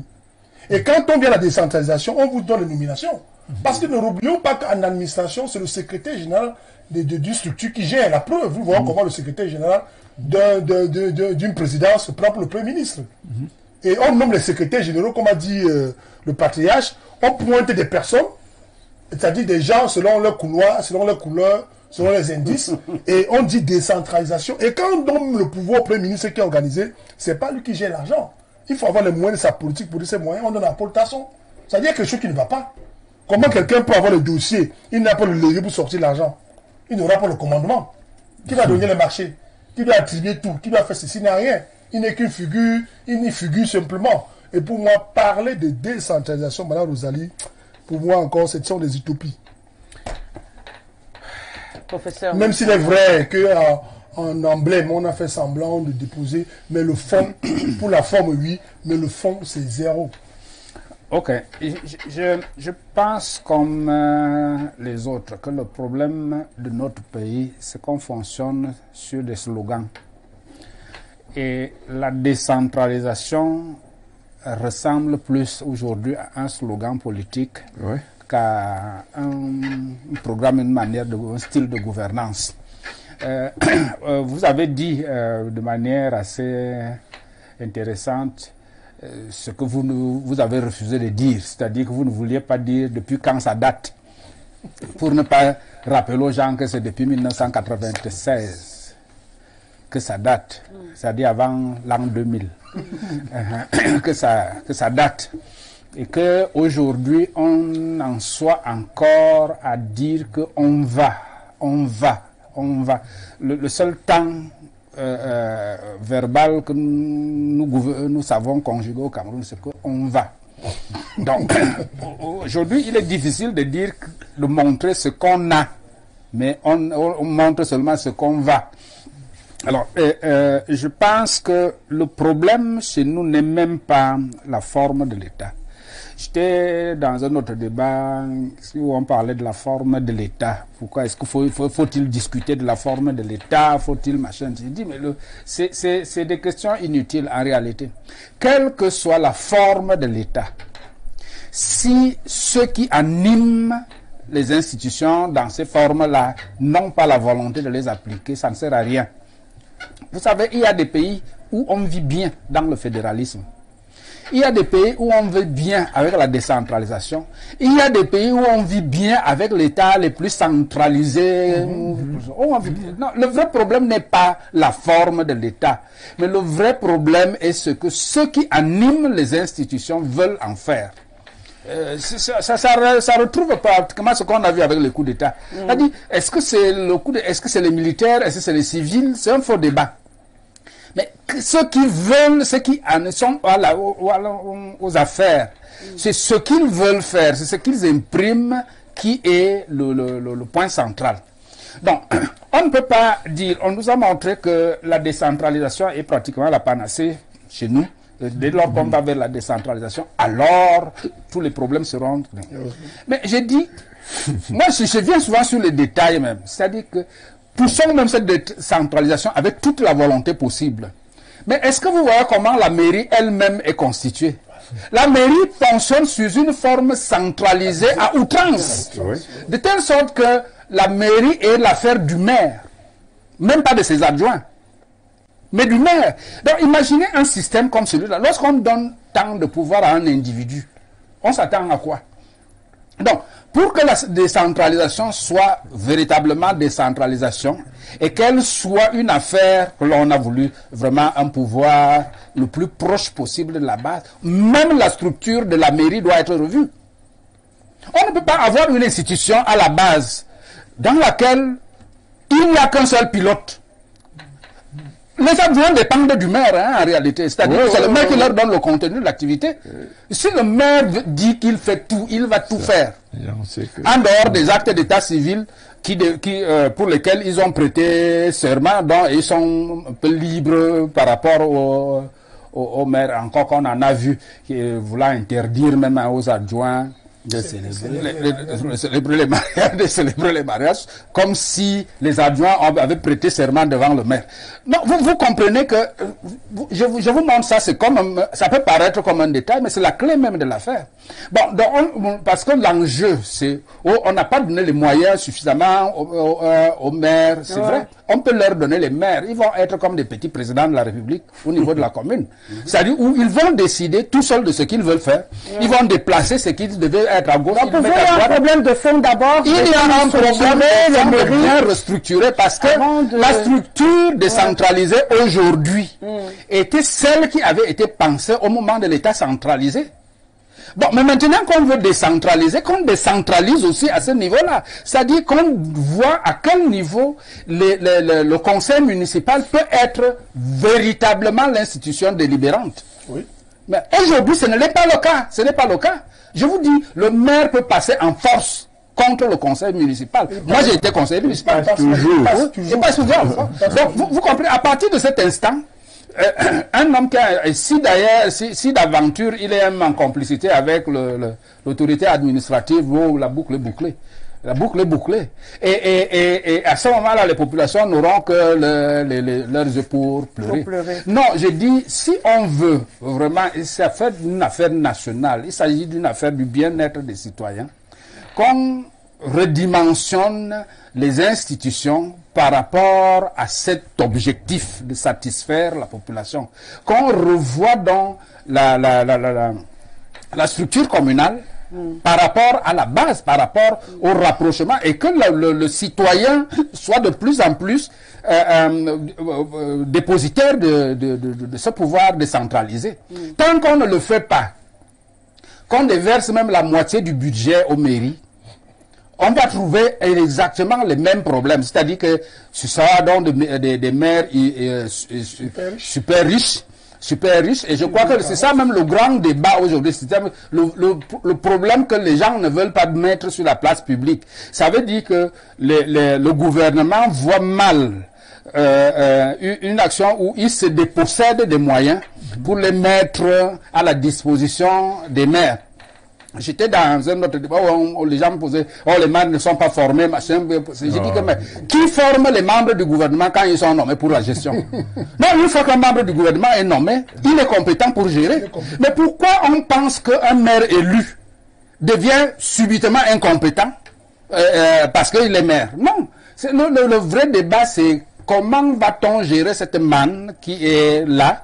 On estime que les maires sont trop petits pour être super riches parce que à ce niveau-là, les maires seront plus intéressants que les ministres. Si on la rendait effective et qu'on donne les moyens, les pleins moyens aux maires, ils seront plus riches encore que les ministres. C'est là que va donc le débat. Moi, je pense que les mairies conçues dans une situation d'État centralisé ne peuvent pas être opérationnelles dans une logique de décentralisation. Qu'on les revoie aussi. D'accord. Vous vouliez rajouter quelque chose? Je voulais ajouter quelque chose. Je voudrais apporter au professeur un coup de main d'un autre professeur, mais lui, français, il s'appelle Maurice Oriou. Il dit « La décentralisation tend à la création de centres d'administration publique autonomes où la nomination des agents provient du corps électoral de la circonscription. » Monsieur Ambara. Mes companélistes ont même déjà presque tout dit, parce que le problème ici... Mais je croyais que vous, au moins, vous alliez dire que non, c'est sur la bonne voie. Quelle voie d'abord? Pourquoi tu n'es pas content qu'on soit unanimité? Vous réclamez... Est-ce que tu veux lui faire l'unanimité? Non, parce qu'aujourd'hui, vous dites par exemple que, tout à l'heure, vous dites que les maires, en réalité, se plaignent qu'il n'y a pas encore un transfert vraiment de fonds. Qu'est-ce qu'ils font d'abord avec le peu d'argent qu'ils ont? Ils payent leur voiture avec. Ils se construisent de grosses maisons avec. J'ai vu un maire, je parle bien de l'arrondissement de Yaoundé, premier. On arrosait chez lui, il y avait des artistes. Je crois que c'était en début d'année. Il arrosait une voiture de plus de 300 millions. Les qui incarnent d'abord la décentralisation au Cameroun. C'est ça le problème. Parce qu'on parle même les gros termes là, j'aime souvent les terrater, c'est le transfert des compétences, point. Combien de ministères sont représentés dans les communes là chez nos villages? Vous avez dit élection, parce qu'on nous disait qu'on devait élire les membres du conseil régional. Vous avez vu les campagnes là? Ça n'avait rien de différent d'une campagne présidentielle. Ou par exemple au parti au pouvoir, au lieu de faire la campagne du président qui va gouverner, qui sera au conseil régional, on faisait la promotion et la publicité ou encore la propagande de M. Biaké et tout dit. C'est lui le président du conseil régional. Les qui même sont d'abord, et c'est là où j'ai souvent un problème, Madame Rosalie, et le patriarche l'a si bien dit, nos élections ne sont déjà pas pensées à la base. Je vous assure que aller trouver les populations au fond, vous posez la question que celui qui est président du conseil régional, c'est lui que tu voulais. Ils ne connaissent même pas. Beaucoup ne connaissent pas. Pourquoi toujours amener des gens fatigués? Des gens n'acceptent pas la retraite au Cameroun. Aïe, on a le même Timiévouna. qui est déjà fatigué, à peine même s'il peut tenir debout. J'étais lorsqu'il prêtait serment. J'ai dit, moi j'étais là quand il prêtait serment. Le patriote n'est pas fatigué. Moi j'étais là quand M. Gilbert vous n'a prêté serment. Vous n'étiez pas sportif comme moi. Il était, j'ai dit, on soutenait à peine la personne, incapable de faire un discours. Ça veut dire que vous-même vous formez une élite jeune. Combien de jeunes sont représentés dans les conseils régionaux? Ils sont combien? On n'en dénombre même pas. Il faut être dans des couloirs bien précis. Il y a déjà un problème. Je m'amusais à lire, j'avais reçu l'appel de quelqu'un dans l'un des arrondissements de mon village où le maire s'est quand même donné l'opportunité de suspendre un secrétaire général. Je ne comprends pas l'administration. Il s'est donné la force avant d'être rappliqué par le préfet lui disant, monsieur, j'ai l'impression que dans votre tête là, il y a quelque chose qui ne donne pas. À la base déjà, comme le disait tout à l'heure le professeur, on se retrouve dans des mairies aujourd'hui où le maire est le roi. Les adjoints au maire ne sont que les porteurs de sacs du maire. C'est un peu comme un député et son suppléant. Le suppléant sert à quoi? Non. Lorsque le député n'est pas là, le suppléant ne peut jamais remplacer le député. Vous avez déjà vu un député qui est mort, après on a dit que c'est le suppléant, non? Bon, à la mairie au moins, c'est un conseiller peu. On vous dit donc ceci. Il est d'abord suppléant, c'est un porteur de sac. Voilà. Voilà. À Bangaté, on a fait quoi? Le maire est mort. On a fait comment? Pourquoi on n'a pas dit le premier adjoint directement qu'il devient maire? Non, on a recommencé à zéro. Pour vous montrer que même les adjoints maires, vous n'êtes que là pour des petits cachets qu'on vous donne et chacun est dans son couloir. Pourquoi ne pas penser à cette commune-là où un adjoint maire, on lui dit, voilà, cette année, les projets de route, c'est le premier adjoint maire. C'est son couloir. Les forages, c'est le deuxième adjoint maire. C'est son couloir. Les taxes, c'est tel conseiller municipal qui va veiller sur ça. C'est sa charge. Pourquoi ne pas penser à ça? Tout tourne autour du maire. Eux qui sont chargés d'implémenter une décentralisation effective. Vous savez comment on fait pour voir un maire facilement à Yaoundé? Allez un peu soit à Yaoundé 6 pour voir monsieur Yoko Nana. Si vous n'êtes pas monsieur ou madame Rosalie, journaliste, ou encore monsieur X, on ne vous reçoit pas. On va vous envoyer, c'est lui que vous voulez voir au secrétariat d'abord parce que... J'ai failli vous dire qu'il n'y a pas de difficulté à voir le maire. Non, okay, parce que c'est madame X. Et maintenant vous me mettez... c'est madame X. Parce que rien que pour arriver à son cabinet, là, deux secrétariats. Je laisse d'abord l'accueil où on vous traumatise. Vous arrivez au premier secrétariat. Le deuxième est sélectif. Si c'est privé, il faut que le SP soit au courant. Vous voulez lui dire quoi? Pourquoi? Et combien de minutes? On vous donne même déjà que c'est pour 5 minutes. Pour voir un maire qui est lui qui est l'émanation de la population, lui qui doit être proche de la population. Je m'amusais de rire un jour, madame Rosalie, je ne fais pas la publicité sur votre plateau, mais comme c'est une société également où l'État sait très bien. À l'époque, lorsque mon père était à EVCAM, il enseignait là-bas, il y a un ancien directeur général d'EVCAM, un blanc, qui va rencontrer le sous-préfet. Vous savez comment il était habillé? Il avait une combinaison avec les bottes. On lui dit au secrétariat que le sous-préfet ne peut pas vous recevoir, allez vous habiller. Il dit, mais je suis habillé, je suis en tenue de travail, je suis venu travailler. On lui dit non. Il est obligé de prendre le téléphone, appeler plus haut, comme on aime souvent entendre les 13 autres instructions c'est la haute instruction qui arrive chez le sous-préfet, il reçoit le blanc en question. Vous savez le message que le blanc fait passer? Chez nous, on pense que pour qu'un maire travaille, vous connaissez combien de mecs qui portent les bottes pour aller au marché, la voir, si c'est nettoyé, si c'est balayé. Ils sont combien? Tout le monde est en veste, cravate. J'ai ri à Macaque le jour que le bac avait coulé. C'est mon ami, mais je suis obligé de le dire. Monsieur le maire Sylvestre, le bel arrivé, il était en veste. Il fallait aller dans l'eau. En veste. Tout le monde était en veste. C'est amusant, mais ça fait mal. C'est une manière de vous faire comprendre que tout est mal pensé à la base. Nous, on veut courir. On veut à l'échec. Non, c'est pour l'échec. Nous, on veut courir sur les financements. C'est ça le problème des maires. Oh, l'argent n'arrive pas encore. Parce qu'il faut se sucrer les poches rapidement. Et je vous assure, les gens vont d'abord laisser les nominations des ministres là. Maintenant, là, ce sera conseil régional, mairie. Parce que c'est là-bas qu'il y aura tout. Et c'est là-bas donc que les bagarres vont commencer. Et les plus gros ennemis viendront de là. Ne soyez pas surprise, madame Rosalie, que tous ces anciens ministres, quand ils ne seront plus là, ceux qui sont en train de nous pourrir la vie actuellement, ils vont encore chercher à venir nous enfoncer le couteau dans la plaie au niveau des communes. Mais à un moment, le problème, c'est soit la population. À un moment donné, on ferme ces mairies, on reste tranquille. Oui.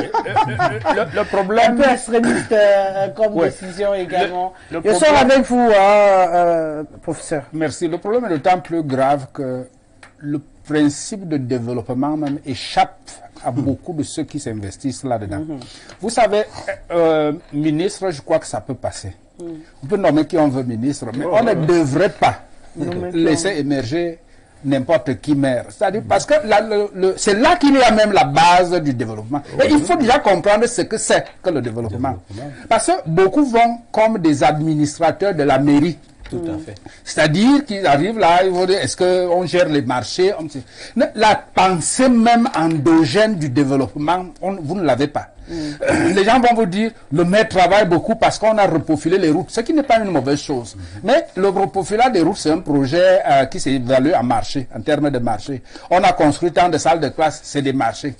Mais vous verrez rarement un maire qui a pensé que quelles sont les activités de base? Est-ce qu'ils vivent au village? Quelles sont les activités de base de ma localité? Voilà. Parce que le développement veut dire amélioration des conditions de vie. Tout à fait. Hein? Donc, comment je peux améliorer les conditions de vie En m'appuyant sur, sur ce que les gens font même déjà. Pour qu'ils le fassent mieux, pour qu'ils le fassent mieux, pour qu'ils le fassent bien. Vous allez voir qu'il y en a très peu qui pensent ça et qui ont des projets de développement. Moi, j'ai un ami qui a voulu m'aider, il est de la mairie de Lyon. Il me dit, bon voilà, tu veux les projets agricoles, envoie-moi le plan de développement de la commune de chez toi. On va voir comment on peut t'appuyer. Bon, j'ai envoyé le plan de développement. Après, il me dit, non, attends, grand frère, est-ce que c'est ça que tu appelles comme plan de développement? J'ai dit que non, c'est le PNDP qui nous a fait ça. Il dit que non, attends, comme toi tu veux faire l'agriculture, montre-moi la ligne prévue pour les activités agricoles de votre mairie. Il n'y en avait pas. Il dit, bon, tu vois donc, nous, on ne peut pas concevoir que ça rentre dans les activités de ta commune ici. Donc, on ne peut pas t'aider parce que vous n'avez pas prévu le développement des activités agricoles. Vous voyez un peu, vous montrez les limites. Les limites. C'est-à-dire, combien comprennent ça? Combien sont en mesure de dire que je pense, ou bien, si je ne peux pas, je convoque l'expertise de ceux qui peuvent le faire pour qu'il y ait épanouissement chez moi. Non, vous voyez, à partir de là, on va donc revenir à l'administration des mairies, où le maire est assis dans le bureau du maire, regarde l'enveloppe qu'on lui a donnée en termes de marché, quel est le pourcentage qui peut lui revenir, quel est le problème. Il faut qu'on sorte vraiment des slogans et qu'on pense véritablement le décentralisation. Bonjour Rosalie et bonjour à ton panel. Décentralisation hyper centralisée ne peut pas apporter un développement. Quand on nous enlève les ministres de décentralisation, habitat, les sociétés comme Isaka, mais on laisse les communes gérer les voiries dans leur circonscription, les problèmes d'ordure doivent être leur préoccupation. Madame, je confirme les dires de M. Ambara. J'ai passé plus de 2 heures dans la salle d'attente du maire de Yaoundé 4 qui ne m'a même pas reçu. C'est des petits dieux actuellement. Félix Mengada. Bonjour à vous. Rien à dire, le prof a tout dit. C'est un problème de personnes et de bonne gestion et le RDPC ne peut rien nous donner. Bill Dodia. On sauve encore. Bonjour Rosalie, il y a un panéliste qui pense que les individus nommés peuvent se comparer au personnel élu dans l'efficacité et dans l'habilité à gérer. Non monsieur, l'individu nommé est supposé être déjà compétent alors qu'un élu n'a pas forcément une compétence avérée et ça c'est les limites de la démocratie telle que proposée par les donneurs de leçons et vous sous le jugement, sous un autre jugement, vous trouvez que ces maires sont incompétents et de l'autre les administrateurs ne veulent pas laisser la gestion aux maires incompétents. Nous voulons quoi? C'est Xavier de Bomono qui écrit qu'il passe en revue. Bon, il y a d'autres problèmes. Je crois que ton ami du Bénin n'a pas digéré la réplique et est de retour. Moi, je m'arrête là pour aujourd'hui. Les bagarres, c'est bon pour aujourd'hui. Merci à vous 4 d'avoir été là. C'est terminé. Merci à Ismaël, merci à Jean Matin, merci à Dekamix, merci à Marcel Ngono, j'ai oublié qui. Merci à Jacques Bitibia. Voilà, j'y arrive. Respect, monsieur Dieudonné Ambara vous a lancé. pas, fort. Moi, j'accorde seulement derrière le charisme de ça. La prime peut On se retrouve demain avec le même bonheur. Bonne suite de programme sur nos antennes. Au revoir. Au revoir.